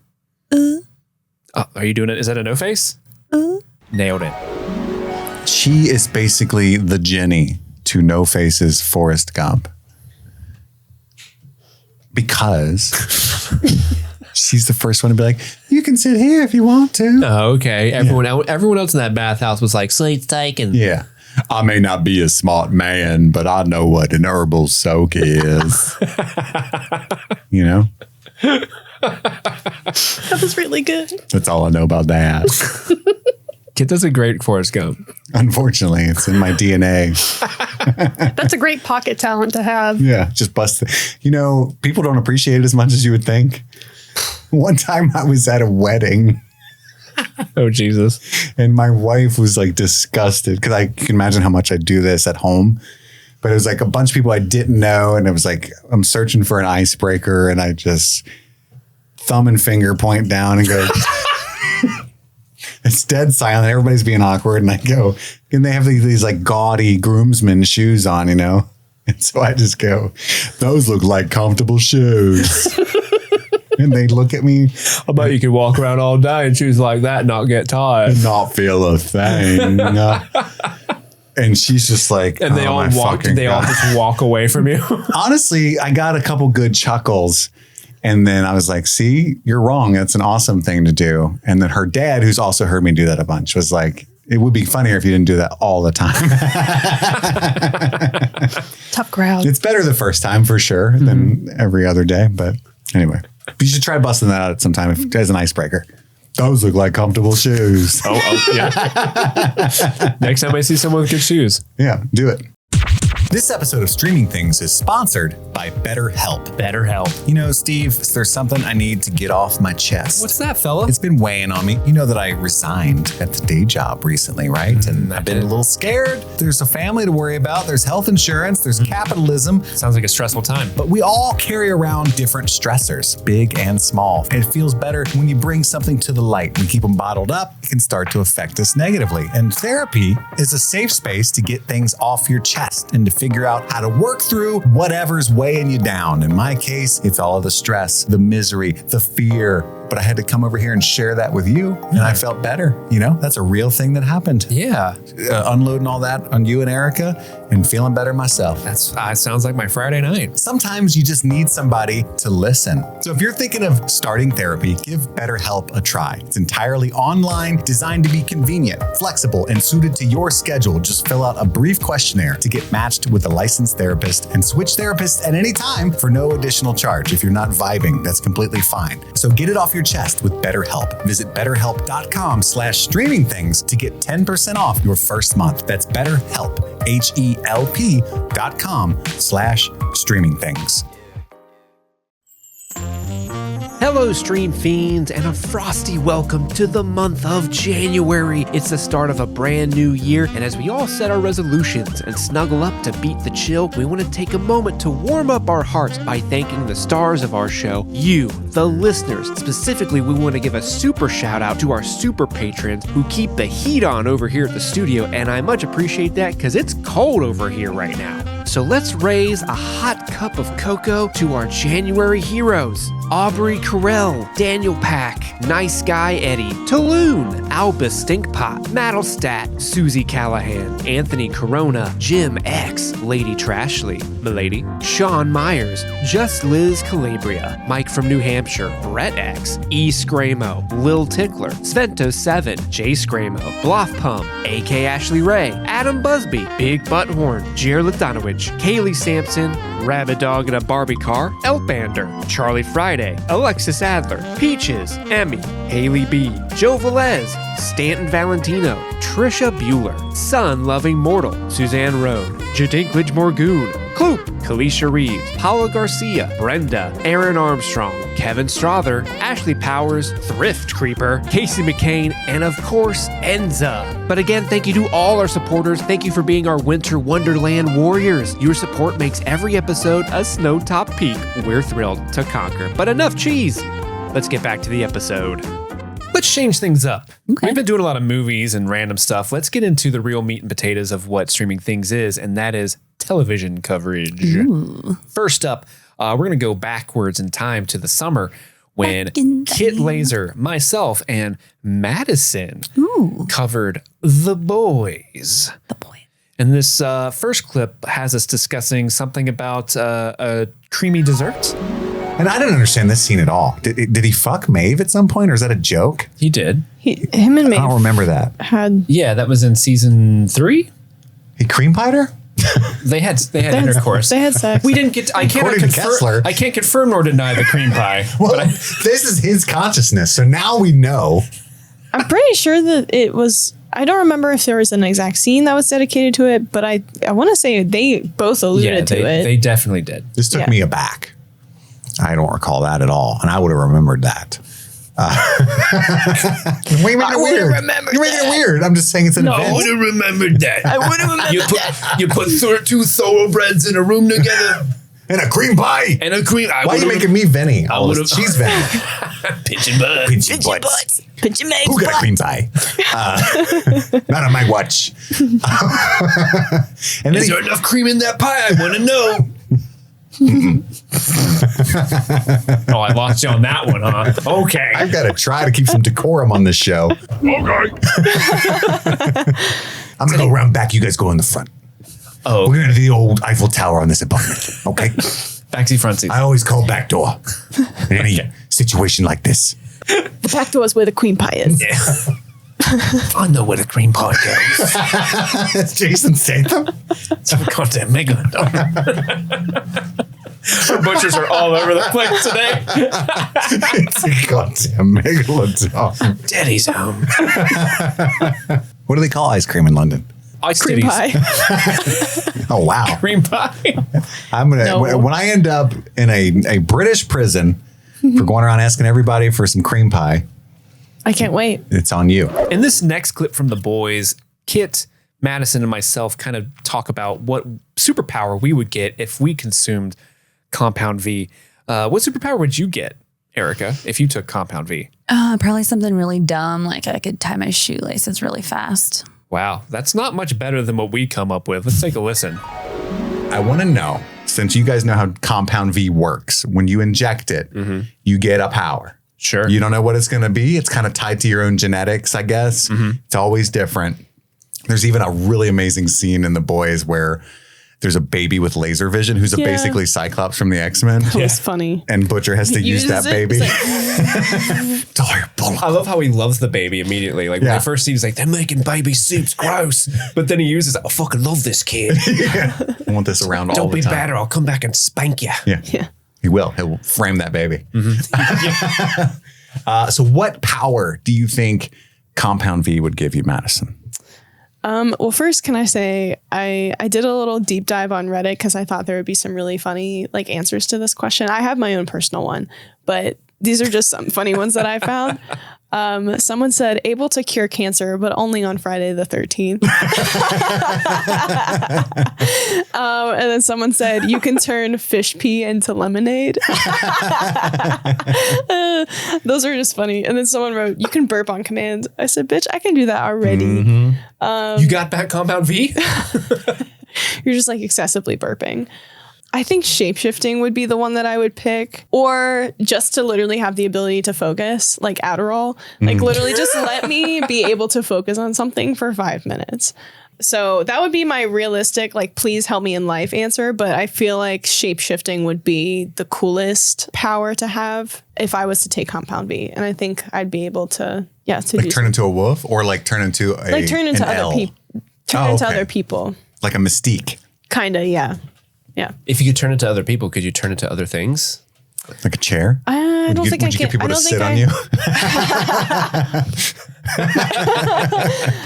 Actually, yeah. Maybe I can't. How about this? I can't turn into other people. I can only turn into inanimate objects. You'd still do it? Yeah. But it would be like I would be, I don't know, a sword or something, but like it would have curly hair, like something on it. It. For whatever reason, it has googly eyes. Yeah. It has like freckles on it. Like whatever the shape that I turn into has like elements of me that are identifiable. Yes. What would your superhero name be? IKEA. I don't know. Okay. IKEA with the power of transforming into inanimate objects. Yeah. Interesting. My God. And then I would have to speak in, what is it, Swedish, in order to like turn into the, because that's, IKEA is a Swedish company, right? It is. Yeah. Yeah. I'd have to say the Swedish name of the object in order to turn into it. But then we'd fall into the issue of when I'm in Sweden and people are talking about inanimate objects, I would have that's your kryptonite. I can't do crime. You can't do in crime Sweden. there. Yeah. Can't. Oh, you're automatically assuming you'd be a villain.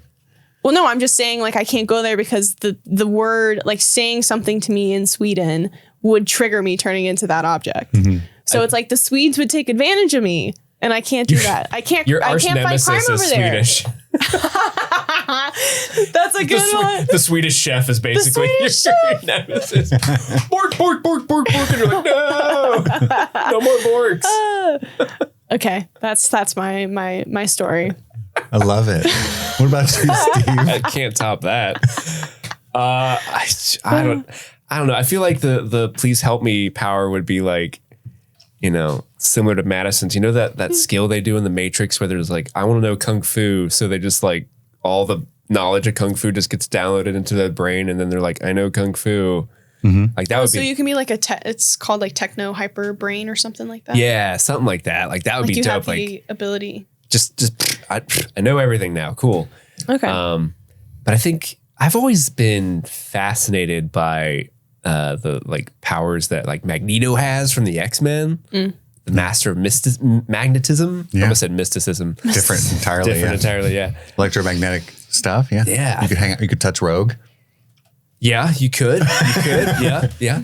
There's a lot of stuff that seemingly keeps being able to be done with that guy. Yeah. I'm just going to pick that. I'm going to pick Magneto's powers. Okay. So you went like more like, that'd be dope. That would be dope. I kind of did too. I try to think of like my personality. I'm a little bit of a hothead, have a bit of a temper.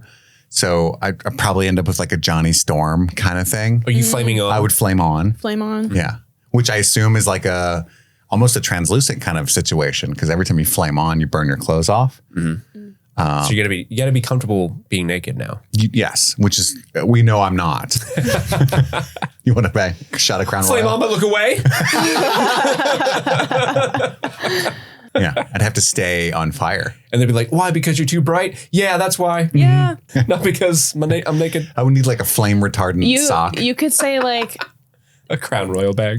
a Swedish phrase to like turn me into a table, and you can like hide behind me while you change, like a little, what's it called? That's not fair to you. The divider, like a room divider. You're just like,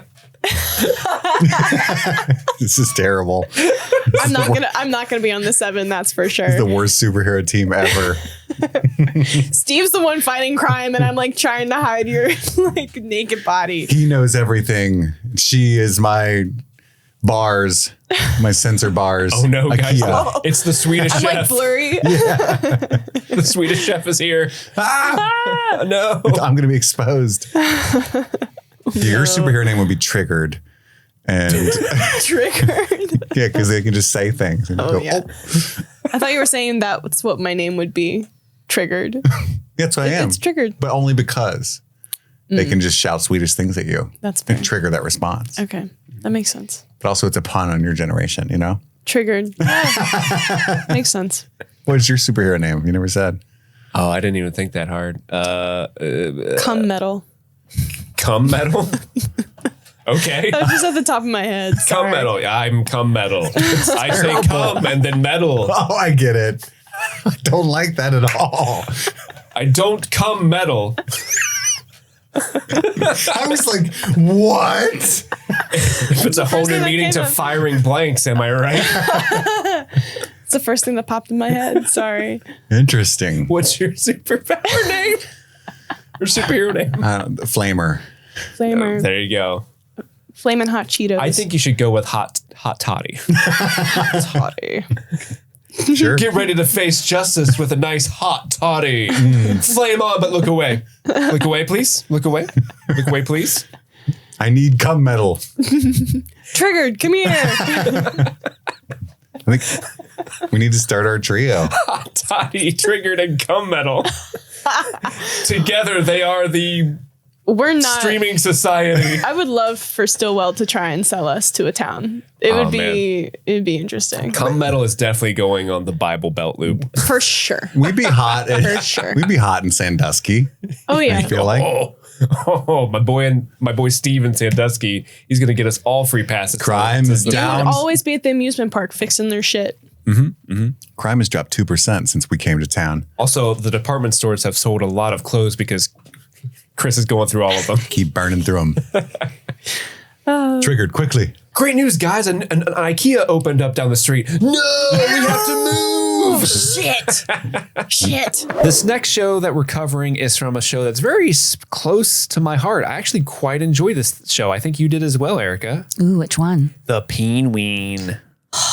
Loved it. Loved it so much. Loved it. Honestly, The Penguin was one of my favorite shows that we covered all year, not in terms of like quality of the product that we were reviewing, but also it was so much fun to record episodes about the Penguin because of the voices and, hey, there's a kid coming in here. Like that was so much fun. And also it was just great to have Hatter with us. The first time we've had Hatter on the show and he did great. And it was so fun just to hang out with him again. But without further ado, let's look at the next couple clips from our coverage of the Penguin. But yeah, so he offers to help find himself, right? He's like, you know, you loved Alberto. I loved him too. Let's team up. And Sophia, she's just like, I don't fucking like you, dude. And we find out soon they've got baggage, they've got history, but we'll get into that later. He tries to convince her that she needs to take over, right?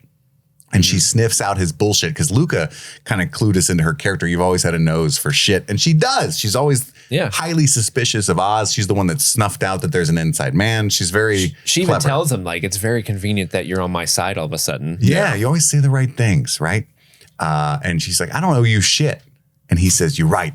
I owe you. Remember I gave you that note? He said 3 letters. That's what it meant. Out of context, I can see where you might not know what 3 letters means. You probably thought it said EOU. You've been in Arkham for a while. You probably don't understand texting. I'll let you know what BRB means. LOL, that's laugh out loud. I owe you. Like, say it. Sometimes they're not laughing out loud when they say that. If you ever get They're just acknowledging you were trying to be funny. if you ever get a raffle, that was a good thing. That means they're rolling on the floor with laughter. I love people. Can you imagine just people texting that? Oh, that was funny. LOL. Because you know they are not laughing at all. They're like, LOL. That was funny. No. If you just say a lowercase LOL, you didn't laugh. The Penguin texts that constantly. But fucking prick. Like LOL. Every time Eve texts him, you know what I mean? Right. Give you a foot massage tonight, honey? LOL. Ruffle. Oz is in there with Ervat, and he's like, hey, Nadia sent me. It's all going to be good, okay? But I need you to say a certain name when they ask you who told you. You got to say Johnny VD. Johnny VD. Hey, wake up. Johnny VD. Okay, Johnny Like VD. the noodles. I got it. VD noodles. I thought you meant Johnny Noodles.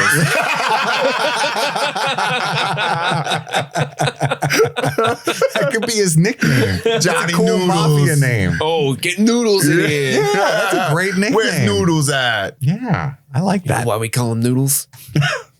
Because VD noodles. Yeah. There's nothing more than that. That's it. Surface level bullshit. You ever tried them with red pasta sauce? Oh, so good. If you throw him against the wall, he sticks. Mamma mia. Throw him against the wall. You don't want a wet noodle. That's true. But, it also just sucks. Like a person of that much wealth that's just letting her last remaining family member be in an orphanage, right? Yeah. But anyway, she's like, An orphanage that like reminds her of the asylum. Exactly. Yeah. You walk in, that's the first thing you It's get. not a swanky You're like, place. "Whoa, that's a shitty place." Not a swanky place. She's like, I heard you want to talk to the police. Why don't you just tell me instead? And Gia, even though she's young, is like, that seems like a terrible idea. I feel like this, no matter how you cut it, doesn't work out for you. I'm not going to tell my auntie Hangman this. It's honestly a little weird the police haven't shown up before you. Yeah. Gotham kind of sucks. Cousin. We got a lot of things we got to do. A lot of crime that we're working with downtown. That's true. And then she's like, I actually personally don't like talking to kids. I think they're weird. They're like tiny people. It freaks me out. thanks, Chief. Thanks for popping in. I got to make the rounds. Well, the hangman's just like an executioner, just a killer, just like a, like you ever watched that movie with Michael Fassbender where he's like the snowman?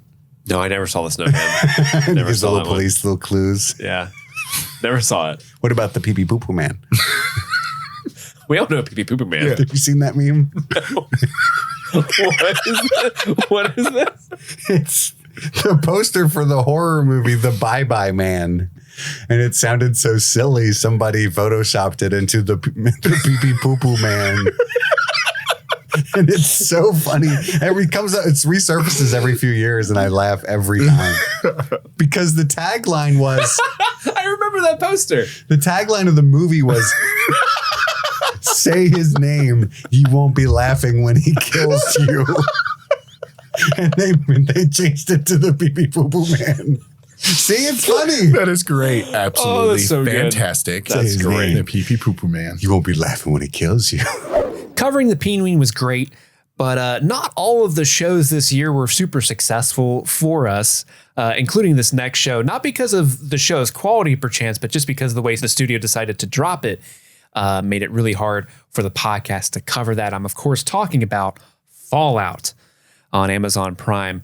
A fun show. A lot of people loved it, but the way they dropped the episodes made it really difficult for us to cover. So we didn't really have many episodes. We had all this art made, all this music made, but we didn't get to use it hardly at all because we had to just churn out 3 episodes real quick and we were done. And didn't you guys have like a guest on that one? I can't say for certain. I want to say his name is Jimmy. Who the fuck is Jimmy? Briefly, we cut back to Lucy and Monty. Post-coitus, he's just busted. Oh my God. And now he's not like keeping up pretense at all anymore. He just kind of throws her aside and stands up. She's kind of getting a little weird vibes, but still trying to stick with it. And then he just wipes his dick on the curtains. That was a bold move. Bold move. Yeah. We've all done it. I don't know about the curtain. I could safely say your curtain, maybe, I but can not safely say the curtains here are safe. Well, whatever, bougie. Everybody's just got a towel, I guess. Well, you would fit in with the Raiders for sure. I think I would, other than the murder. Is that where the term curtain jerks comes from? Is that a term? Is that a term? That is a term. What do you watch? I don't think it is. It is. In what context? Sorry, it's a pro wrestling term. The person who goes... We were thinking about something totally different. No, the curtain jerkers are the ones who start the show before the TV starts. Okay, but that's curtain raiser, like in theaters, what they call that, a curtain raiser. Like a fluffer. Yeah. Is that what you're saying? Yeah. Like a fluffer? Yeah. We cut back to Norm. 32's all fucked up. It's not looking good. Like, of course, the crops are dead, but that can be explained again by the blight. But it keeps going, and like all the furniture's thrown asunder, and he actually finds a really rotten corpse that's missing part of its leg. Have they been eating it? I don't know. Yeah, how long were they in there? And they just used up everything, and like we got to figure out a way to get over there. It's actually a little confusing because wouldn't they have guns and stuff? Because they raided 32's armory. Yeah. So wouldn't they just come in guns? Like, why do this? Unless Monty's just like, play it cool until we have sex. Yeah. Yeah. I haven't had consensual sex. I drew the short straw and I won it. I liked how they picked the one that's kind of like he's very attractive, but like, there's a dude that's like, I think I should do it. Yeah. Like, Buster, you're done. Cletus, no. Yeah. Oh, come on, it's my name. It's my time to get the marriage lady. Monty did 29, 30, and 31. Just because he looks so gorgeous and I have a bone coming out of my head. He ruins all the curtains. Yeah, I was gonna say he ran out of curtains. What if Norm went in there and he's just like get this shocked, horrified look on his face, and then it cuts to his POV and it's just cum covered curtains. No, Dad. Okay, I can understand the tattoos, but this is where I draw the line. This is too far. That's not what curtains are for. But yeah, she notices he's a raider, and I love that beat where he's like, honestly, and he's got clean undies on now. I don't know where he got those. Let me see that dick. Why won't they let me see a dick? I don't know, buddy. I'm sorry. And then he says, honestly, that was the best day of my life. And think about it. I actually really like that they added that in. Like he's a monster who's going to kill her, but when you step back, you're like, yeah, it probably was the best day of his life. A hot meal. Imagine who he was banging before her. I had cake. Cletus. He's not a gentle lover. I haven't had. He never lets me be the little spoon. I haven't had a curtain to wipe my dick on, and so yeah, we ran out of them curtains over here. Why do you hang your dick wipers on the walls? Man, you all people are weird. That's disgusting. He thinks she's weird.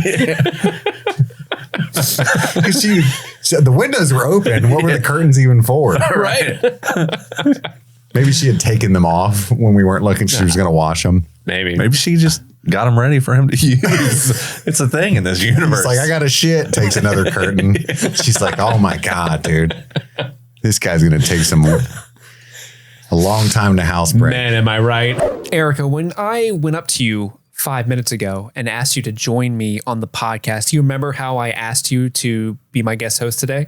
I don't. I came up to you and said, host the podcast with me. Oh, that's why I don't remember. I used the voice on you. That's right. Because we were watching Dune Prophecy just a couple months ago. That series just wrapped. Season 1. Not too long ago. And this clip comes from the first 6 episodes of Dune Prophecy. And it features the voice itself. This is the voice. Not that voice.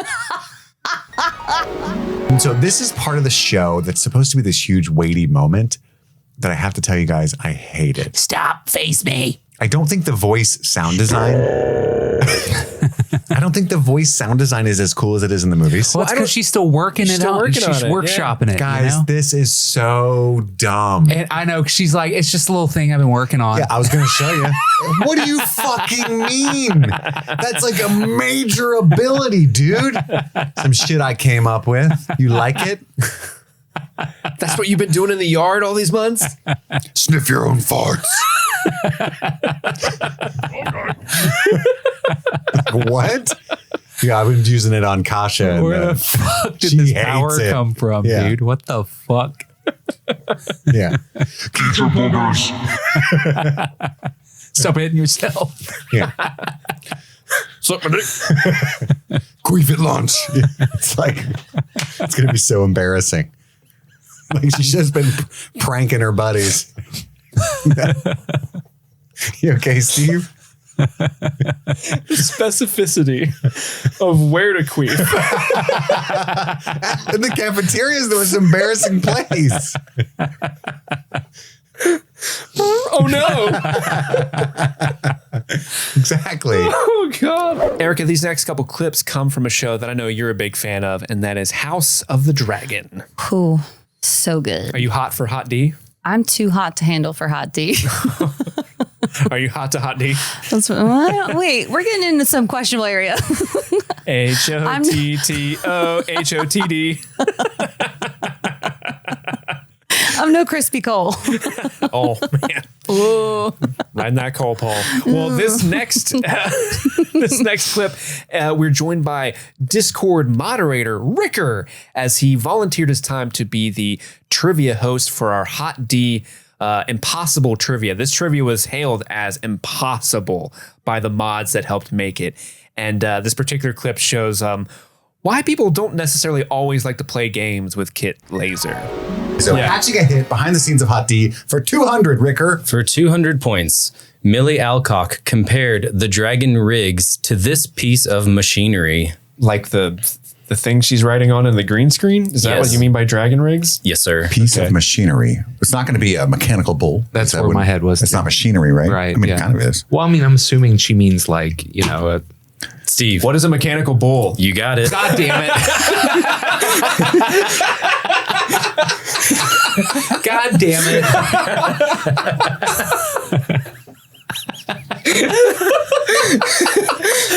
You said that and I was like, pissed right now. He's so pissed. I'm livid at two things. He's so pissed. The description of a mechanical bull is machinery. Right. Yeah. Which it technically is made of machine parts, I guess. But when you think machinery, you think backhoe, conveyor belt. Yeah, that's where my head was. But also, that's angry as well. He's so pissed. God damn it. I would like to get one right, please. It's like making a cup of coffee and being like, God, I love my machinery. What are you talking about, Samantha? My coffee pot. A delightful piece of kitchen machinery. My Mr. Coffee. I'm going to go masturbate with some machinery. What are you talking about? My dildo. It is machinery. I mean, you're not wrong, but you'd be wrong. You know what I mean? You have moving mechanical pieces in your dildo? Yes. You don't? Then we cut to Rhaenyra. Well, she returns while he's down there talking to Eric. And that music is so fucking fire. Oh my God. And you hit and you shots hear behind her back. You hear Cyrax was what cues Damon. I'm a dragon. Cyrax. Because he's a Pokemon. Yes. Cyrax.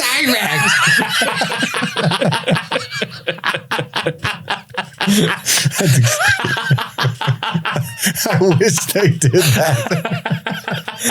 It would help keep all the dragons It would. separated. Rhaegar. Baylace. Vagar's definitely like the Bulbasaur. Vagar.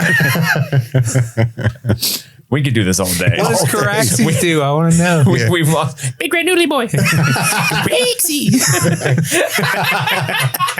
I wish you could have. Audio listeners, I wish you could have seen Andy's face when he did that. Anyway, we just lost so many listeners. That's if the dragon were Pokemon. But who's that dragon? It's Pikachu. Fuck. Erica, weren't you so sad when Hot D season 2 was ending? I never wanted to let it go. I know, neither did I. That's why I wanted to really do a dragon draft on the podcast. And if you guys don't know, we do these drafts from time to time where we have different roles and we cast characters from movies or TV films, movies or TV shows to fill out the roster. And one of the positions on these teams is always most fuckable. And Erica, you're not going to believe what Andy decided to make his most fuckable dragon in the dragon draft. I can't wait to hear it again. What's your last category? My last category is most fuckable. Okay. Ooh, save the best for last. You know? It could have been HR Puff. Could have been HR Puff. But you regulated him to the friend zone. Oh, I hate myself already, but I ran out of other options. Who are you going to fuck, Andy? So I'm going to go with Mushu from Mulan. No! Because he's basically a fleshlight as a dragon. Oh my God. You know? Like there's not... At this point, I'm just like hedging my bets and trying to incur as little damage as possible to myself. You know, because the truly fuckable ones... And you're just trying to shut them up, am I right? Or Elizabeth and Maleficent were taken. So it's between Mushu and Charizard. Why Charizard? You said that as if it was like, well, clearly... There's only Mushu and Charizard left. So, yeah, Mushu. Okay. The fleshlight of dragons. What would your most fuckable dragon have been, Erica, if you had to pick one? You know, I'm really not that into bestiality. But if you had to pick one. I wouldn't. But if you had to pick one. Couldn't. But if you had to pick one. Pete's dragon. All right. He seems sweet. Pete's dragon. I hope Pete's okay with that. He's got that cute pink hair. He seems like he'd be sweet. Oh, you'd ruffle his hair afterwards. I get it. Speaking of drafts, we wanted to rewind a little bit because the drafts in and of themselves are fun. We have a good time with them, right? You have fun listening to them. Mm-hmm. But someone on the podcast has a very difficult relationship with the drafts we do, specifically how they keep losing the drafts that we do. The next couple of clips will feature Kit Laser and the emotional roller coaster he has gone on specifically in regards to the Dragon Draft. So that's what we're going to do. You know, this is in honor of our House of the Dragon coverage. You know, we've got 6 categories, and each of us will try to draft the best team. Now, historically, how do I phrase this? The goal will move depending on whether or not you're about to win, in my experience, Andy. You never won? Well, no, we did the first draft, and the horror movie villain draft. It was horror movie villain draft, and I had seen like House of Cinema, my friends on that podcast, do a bunch of drafts, and I know that the listeners vote on which team A, team B, team C. They don't know who drafted what; they just vote on the team, right? So you want to go with like hip answers, cool pop culture references. That's like the best one kind of thing, right? Okay, great. So I picked like a really cool team. And then Steve's lame ass team won. And you're like, objectively, mine's the best one. My team was pretty baller. And then in the Discord, he picked the Scream guy as his unbeatable Ghostface. Everybody in the Discord said, no. Obviously, Steve's team could kick your team's ass. And I said, well, yeah, this isn't a fight, right? Yeah, no, it's cool. It's not a fight. And so they were like, objectively, his would win in a street fight. And I'm like, okay, whatever. So the next time we did a draft, it was fantasy characters draft. Madison and Steve allowed me to get Dumbledore and Gandalf on the same team. And I was laughing all the way to the bank, just like, whatever, guys, this is done. Put whoever else you want on. And I had like some other crazy ones. And then Madison won. And I was like, whoa, hold up. And which of her characters are defeating Gandalf and Dumbledore? And everybody was like, hers is just cooler, dude. And I was like, you've got to be fucking kidding me. What? I will say that his, I forget which one it was, but the Gandalf or Dumbledore was not like you didn't pick them in the right spot. Like that wasn't a good position to pick one or the other. No. That's a complete lie. It's a complete and utter nonsensical so what you're saying is that you owe a handy each to Steve and Madison. It was like wisest and best leader were the two options. And in Steve's opinion, Gandalf wouldn't make a good leader or something. Like that's what he's saying. It's not objective. There was one position that was about teaching people what to do, like wisdom, stuff like that. And it's like, well, clearly you put the schoolmaster in that, right? You would think if you're teaching other people, you put Dumbledore in that position. Maybe. He put Gandalf and he flipped him. He flip-flopped him. Yeah, because Gandalf, famously not wise, famously not a being that's been around for millennia. Yeah. Famously not a good smoke teacher. A lot of weed, though. Hey, he does. Yeah, he's the cool teacher. He's the cool art teacher. But obviously, I'm not upset about it It was his anymore. love of the halfling's leaf that brought you down, bro. I'm not upset about it anymore. I almost forgot. We're 5 minutes in. I'm to terms with it. I almost forgot about it. I was just trying to warn Andy that you might want to consider which of these teams of dragons could beat up Steve's team and is also cooler. Oh, I got this. But there might be a secret third option that'll make you lose. I just hope that I have enough backups in case you guys pick my picks. All I know for sure is I'm not winning, and it's okay. Well, here's the thing, Andy. All you have to do is have fun. Oh, yeah. Have fun building your team. No, you got to fucking win. Or what's the point of life? First, you're last. If you ain't first, you're last. Thanks, Eleanor Roosevelt.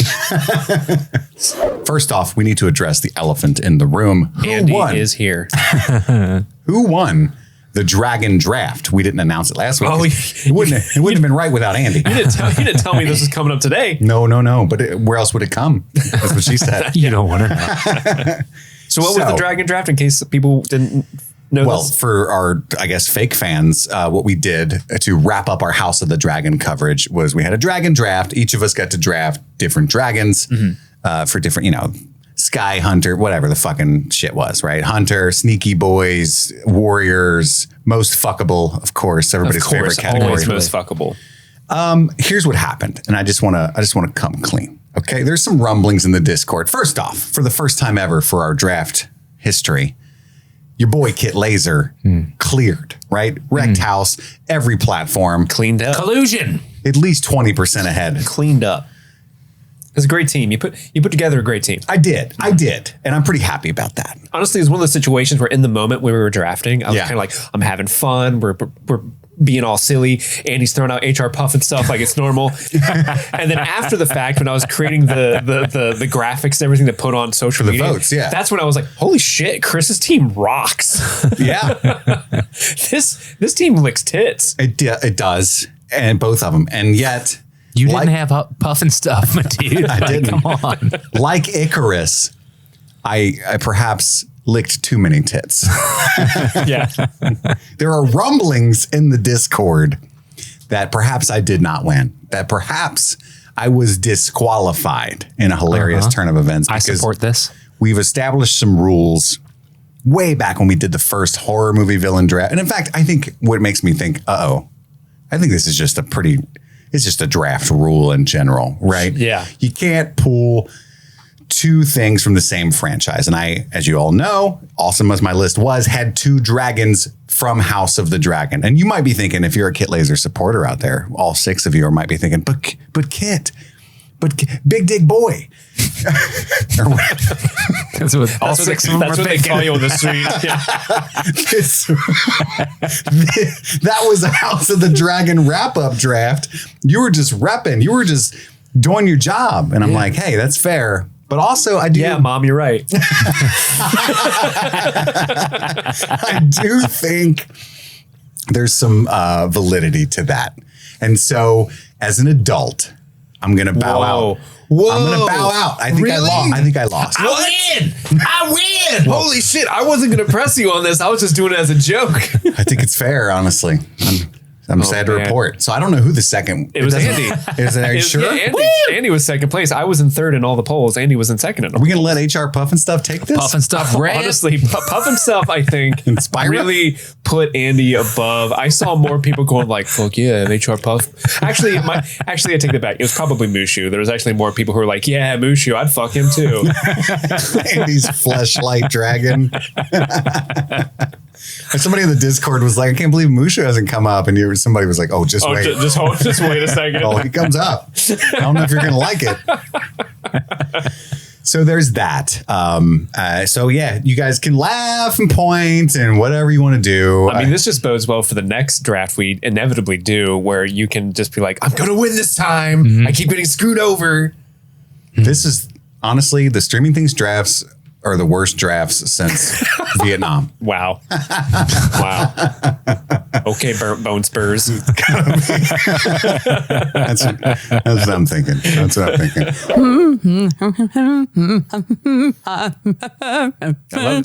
Is that Game of Thrones?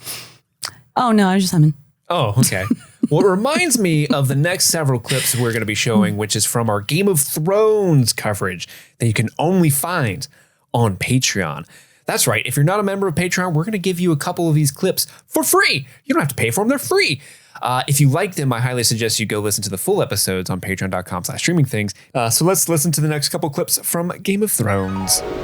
Like all the Night's Watch, they're known to run off to Molestown to go to the whorehouse, right? Even Lord Commander Mormont says that. Yeah. So John is just like extra nerdy about it. I'm a good boy. But now he's like probably going to die soon. You know what I mean? May never return to the watch.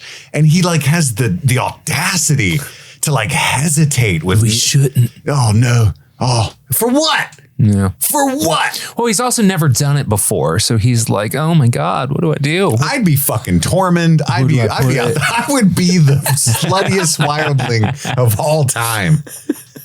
They call him Snow because he's always baked in white. Oh my God. That's too far, Steve. Unsubscribe. But you know what I mean? Like his hesitance in this scene just cracks me up because it's like, for what, dude? I'd be he's Ned Stark's boy. He's an honorable man. He swore the he's vows. also probably a little nervous. Like he's never done it before. Right? Yeah. So, but that was a good line. It's a cute girl. I want you to break him. Okay. Break me off a piece. Which Let's foul? go. I'm breaking them all.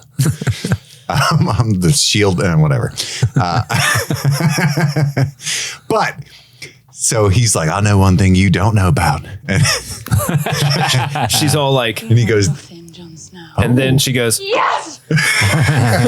apparently he knows about some things, right? He's just a prodigy. I love it. Later. Yeah, he's a prodigy. That's literally my note. That thing you did with your mouth. She finds out he was a maid. He was a virgin. And he learned about cunnilingus from instinct, past lives, I guess. Past lives. He's like, who taught you that? And he's like, I just wanted to kiss you there. Is that what Southern lords do to their ladies in the South? I don't know what they do. We don't have porn. I just wanted to tongue punch your fuck box.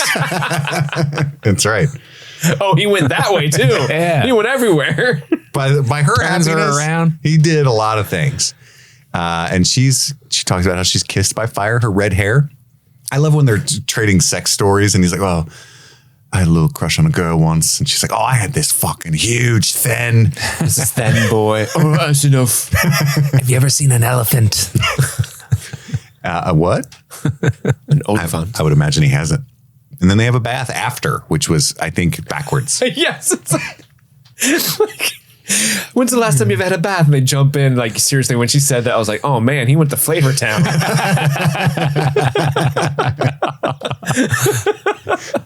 Yeah. Kissed by Guy Fieri. I've been kissed by Fieri. She feels John's morning knife on her cheeks. Did you pull a knife on me in the night? Ooh. She finds it's like, you a virgin? Because she can just kind of tell. How old are you, boy? She's amazed that the Night's Watch are not allowed to have sex. A boy who never's been with a girl. Don't your stones start to hurt? Stones and bones. Don't call them that. You ever John's a prude. Don't call them stones. You ever pull your stones out and put your bone in and do a prone bone, Jon Snow? I lost the plot on that one. The fact that she keeps rhyming it cracks me up. And then there's the position called a prone bone. Oh. You're not familiar with the prone bone? What's the prone bone? They are flat. Okay. Like doggy. Face up? No, ass down. Okay. So ass up. They lay on their stomach flat, Okay. like doggy style, but flat. Yeah. AKA prone. Okay. And then you, as you can imagine, bone.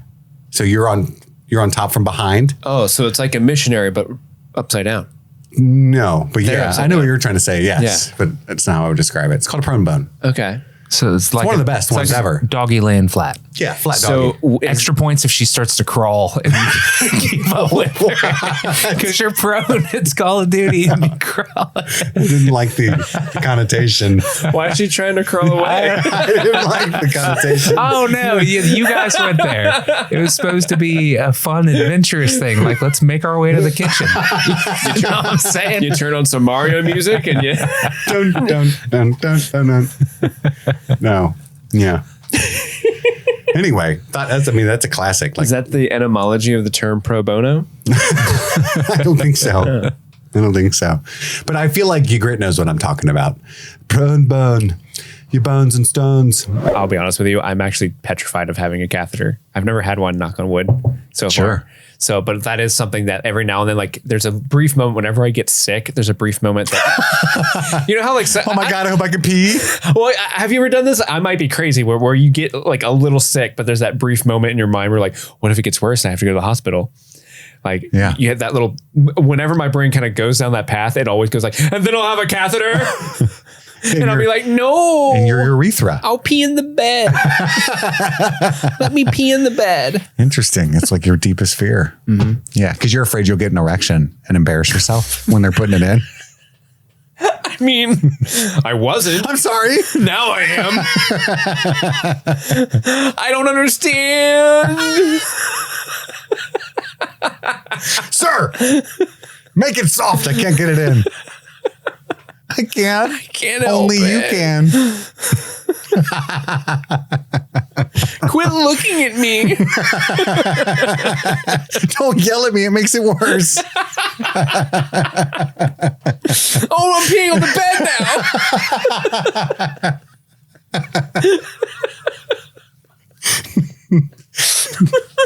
Yeah, it's one of my deepest fears. That's a nightmare. I get it. I can see why that would scare you. Just that brief moment when I'm sick, I think of all of that. Just get better. That's why men get so sick, and they call it the man flu. Those kinds of fears are making us more ill. Yeah. Yeah. Just don't get a boner.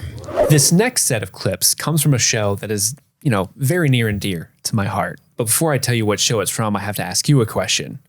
What are your thoughts on Orcussy? Not just because you might think. That's right. We're doing the Rings of Power Season 2 next, a show that we weren't even planning on doing at all, but you, the Stream Fiends, bullied us into do it, and we can't thank you enough for doing it because, oh my gosh, that season was so good, and it led to some of my favorite moments on the podcast for the whole entire year. Listen up, four legs. Enjoy these clips. Number 2 is Durin's speech. Great pick. Cousin Dune. That's so good, man. The great tale of this age is being written. I fucking love it so much. I love a good war speech. Yeah. It's a really big bummer when the speech is a dud right before a battle, and it happens in movies sometimes. Right. Guys, you're like, fuck, who let this guy? Guys. Seriously, they are widowy out there. It's like a really big deal. The brave men are fighting on our doors. Let's go fuck them in the ass. Yeah. Or let's go kill them. Sorry, I fucked up that quote. The fuck them in the ass part's earlier in the speech. You talking about Yoren? No, it's Tyrion. The Battle of the Blackwater.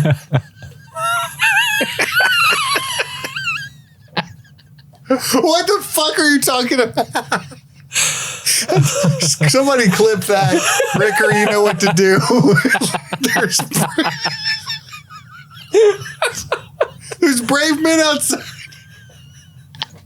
Let's go fuck them. Wait, sorry, I meant kill them. It hurts, Steve. And he was dead ass serious. I'm gonna pee. I'm sorry. I fucked that up. You don't remember what I'm talking about? No.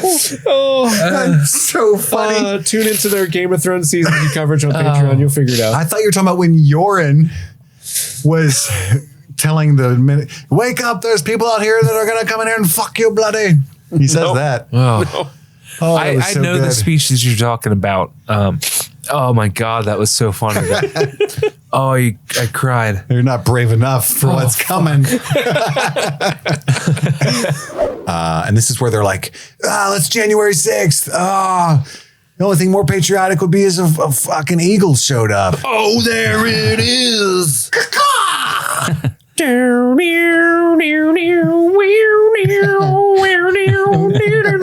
don't know why I'm doing that. Electric guitar anthem? Dude, that's not that's not the anthem. No wonder Steve hates baseball games. They're playing the wrong song. Happy New Year.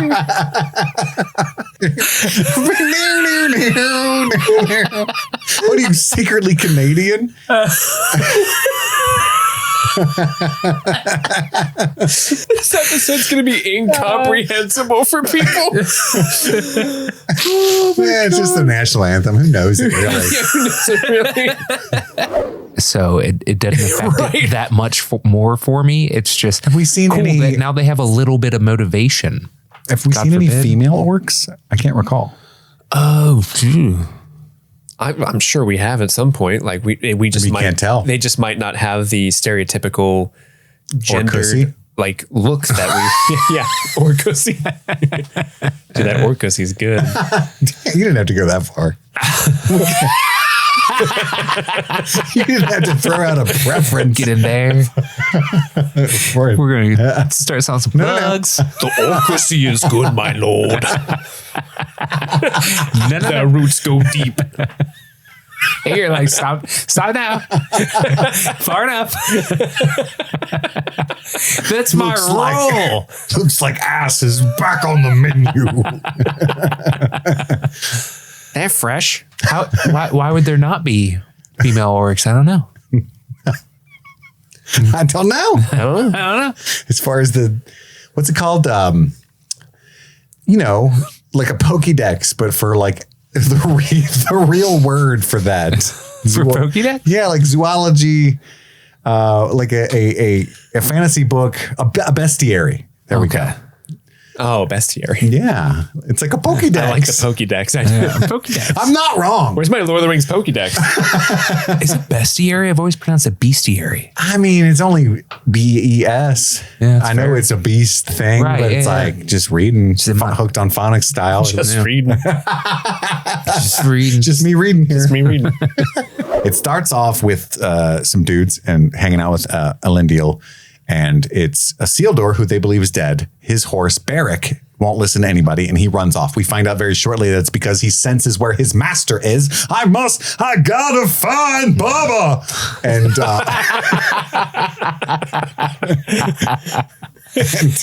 Were you sitting on that one, or was no, that off that the was cuff? just That was pretty good. I gotta find Bubba. I've always got Forrest Gump quotes right underneath my consciousness. I want to go home. And I think I'll go home now.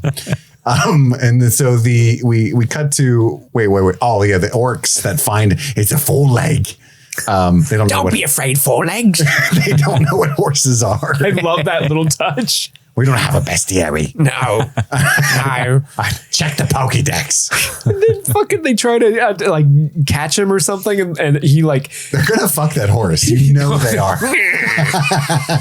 Orcus, he's not as good as one would think. That's one would think. Disappointed. We don't even like had high expectations.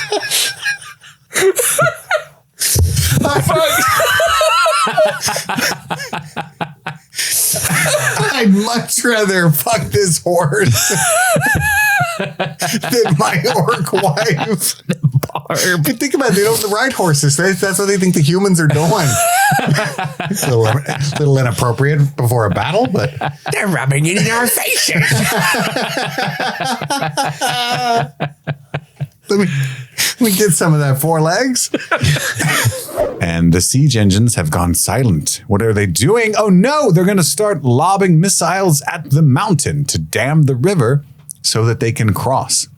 Prepare for a ground assault. They can't swim in the river. My lord, we've been hucking rocks at this place for like 4 weeks. Turn them to the left a little bit. Maybe aim for the wall.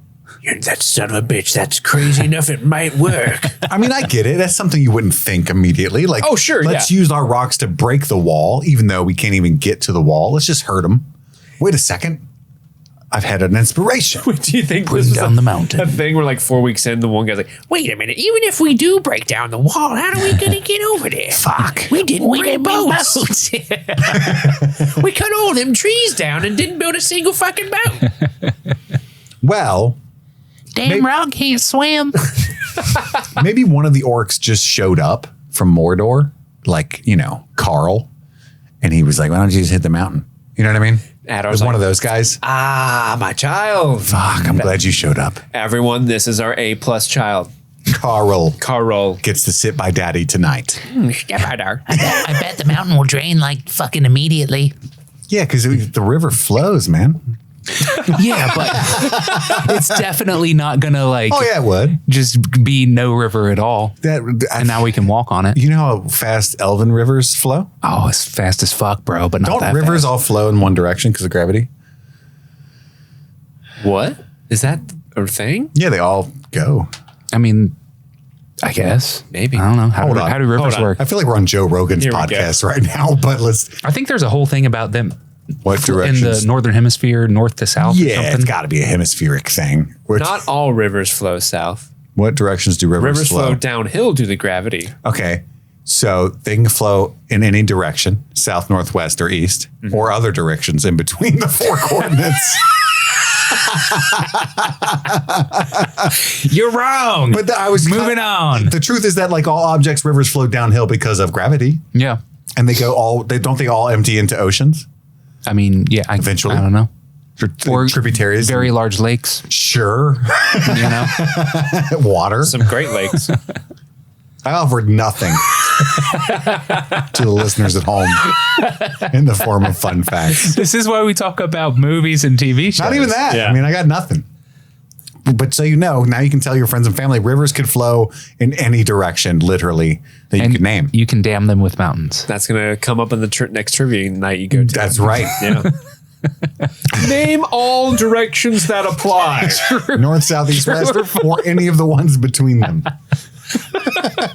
Erica, we're coming very close to the end of our journey through the best of Streaming Things 2024. But we cannot finish the best of 2024 Streaming Things without, of course, talking about maybe the biggest thing that has ever happened on the podcast ever.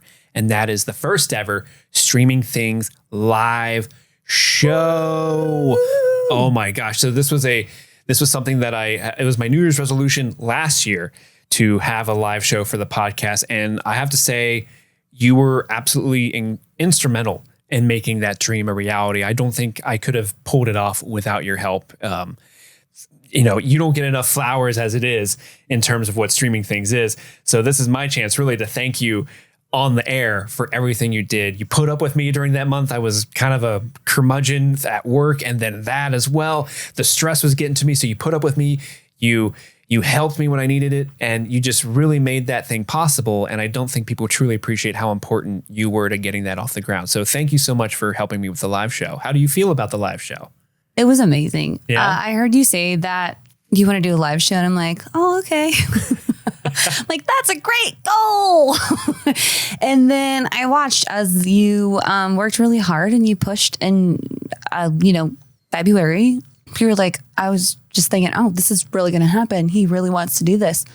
And then we just kind of dove in. It was just so wonderful how the listeners of your show all came together and meshed together so well. Truly. But to meet the genuinely lovely people who listen to your show, because, I am your partner and I support you and I love you. And I just genuinely really love and enjoy the show.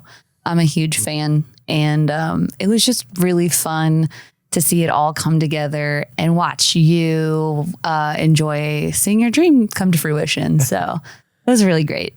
It was awesome. Thank you everyone who attended the live show, who helped in any way, shape, or form get the live show up and running.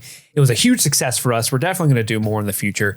But until then, take a look at these next few clips. Now, I did edit them together so you can go on YouTube and see the full thing for yourself. You really have to see it to believe it. But these are some of the biggest moments, most hype moments of the show.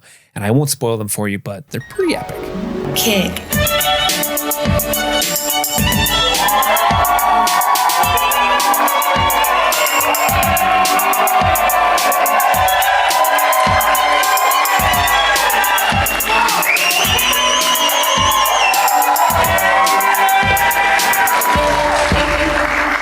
Put the phone down, millennial.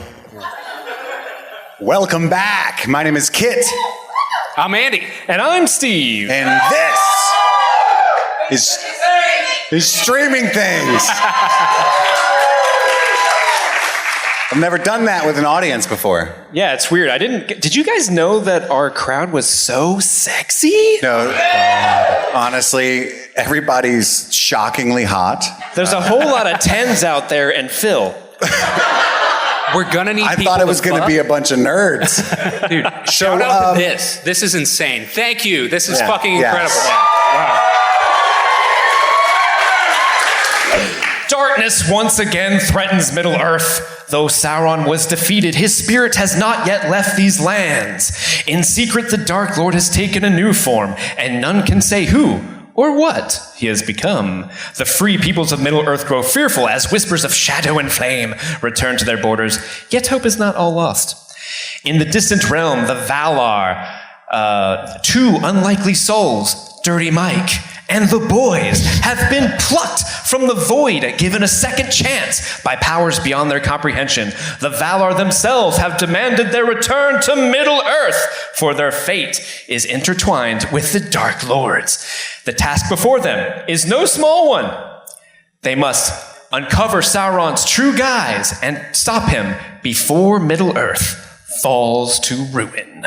So you go to the corner table. There's some other pirates just kind of sitting there. The lead pirate, she is having a ball. She's having the time of her life. What do you guys want to do? You want to approach them? I would like to perceive her. Roll for perception. Do you want me to do it? Yeah, you got it. You sure? I feel like you're lucky. You hit the nat 20, dude. That's never going to happen again. 3. Told you. God damn it. I only get... So you're so amped up from the fight you just had. You're so good at it. You like built up a sweat. Sure, I'm all so sweaty. You walk up to them to like introduce yourself. What's up, slut? Because I rolled a 3. I would never say that. Well, yeah, like the sweat gets in your eye. You can't really see. You say, "What's up, slut?" They all kind of stop and look at you confused. You get nothing. I think it's safe that that Dirty Mike should probably bow out on this one. Okay, I'm out. The boys approaches. I fumbled the bag. The boys approaches.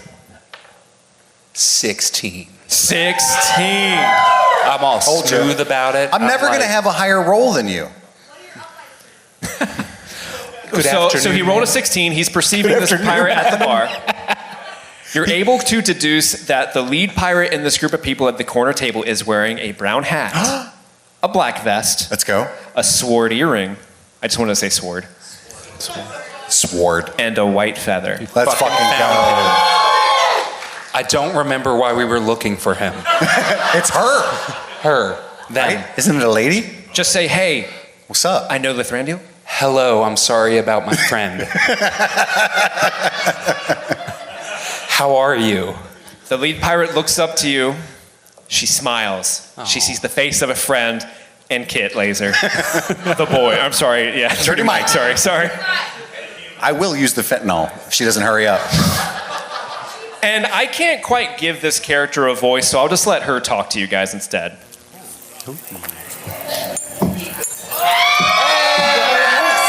Looks like you managed to find me. This will be a Family Feud style trivia round. Let's see if you can get along with my crew. If you manage that, we'll set sail and the hunt for Sauron can begin in earnest. Let's see if you've got what it takes. Right. Phenomenal. We got Madison. Great work, Steve. We got Madison in her pirate outfit. Settled it. Be respectful. Did Annie just say Ami? You did.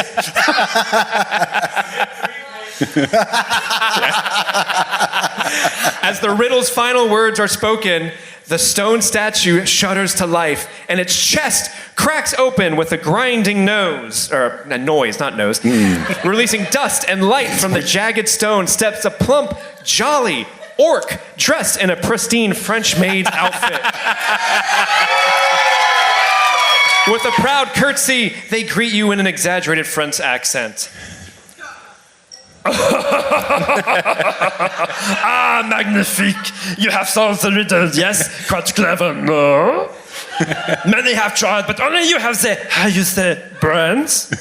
To summon moi, the French orc! The dwarven door swings open, but instead of a treasure chamber, a swirling dark portal awaits. Tendrils of shadows spill out, and the air crackles with unnatural energy. It feels wrong, like a gateway to another world. Before you step through the portal, however, a thought enters your mind.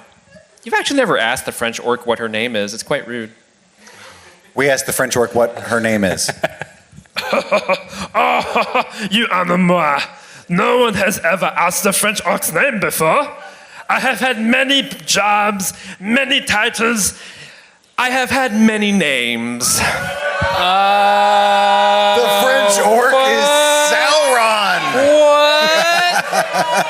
What? The last question is all that remains between you and victory. We are going to ask the last round of trivia, and hopefully that'll eliminate some of these people, because one of them is Sauron. Oh, fuck. One of the people standing before you is the Dark Lord themselves. This is the form they've taken. Can I use my elf eyes? Yeah! Actually, I will allow you to use your elf eyes. Elf eyes. Andy uses his elf eyes, which means that anyone with a purple tag sits down. Let's go. Is that one person? It was 2 people. Fuck. All right, here. I'll do you one better. Anyone with a pink lanyard, sit down. Elf eyes again. Okay, so you have 1, 2, 3, 4, 5, 6, 7, 8, 9. You have 10 people to pick from. You have a 1 in 10 chance of getting this right. It's got to be Casey, right? Does this person know that they are Sauron? Yes. Okay. All right. They do know. Everyone, hold up, deceivers. Everyone look me in the eye. Look him in the eye. Raise your hand if you are Sauron.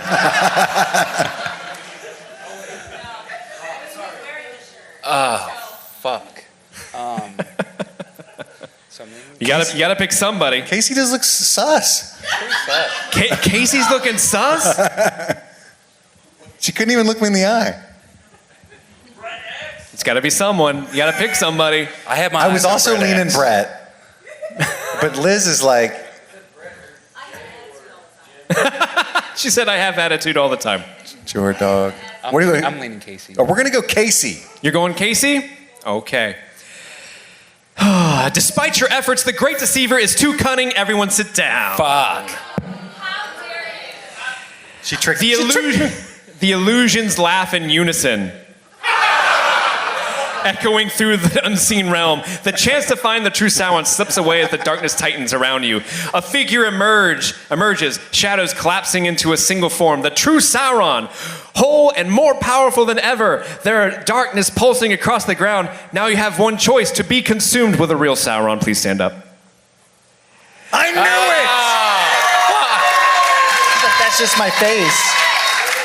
It was Liz! She's got a 1 ring! I ate the cheese she brought. Because you failed, you have to battle Sauron now. Okay, easy. Okay. We got a sword and boots. So the sword and boots don't actually do anything for you. So here's the thing. The boss battle. Ooh. Oh. Got his bitch ass. He's on the ropes. He's on the ropes. Ooh. He misses. Oh, okay. I was going to say, cheater. Man, the dice is in their favor. They can do it. This is over. All you got to do is roll a 9. 20! No! That's fire. I win! And Andy's here. Yeah. Yay! The boys.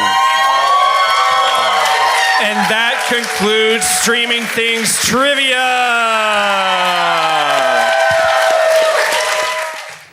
Well, Erica, we did it. We're done. That was the last clip for the Best of Streaming Things 2024. So if you liked the Best of 2024 Streaming Things, fear not. We have a lot more in store for you in the year 2025. There's a lot of great shows on the horizon. We're covering Severance now. Woo! We're going to be covering Midnight Mass, Firefly. I believe Stranger Things comes out this year, so I don't know, spoiler alert, that might be a huge thing for us on this channel. Hell yeah. There's going to be a lot of stuff. There's going to be jokes. Hopefully I see a dick somewhere. It's going to be great. Show me that dick. Show me that dick, baby. Not you specifically, just in general. I couldn't. Thank you guys so much for listening. My name is Steve. I'm Erica. And I'm Steve. We got to return some videotapes. I forgot that part. This has been Streaming Things. Happy streaming.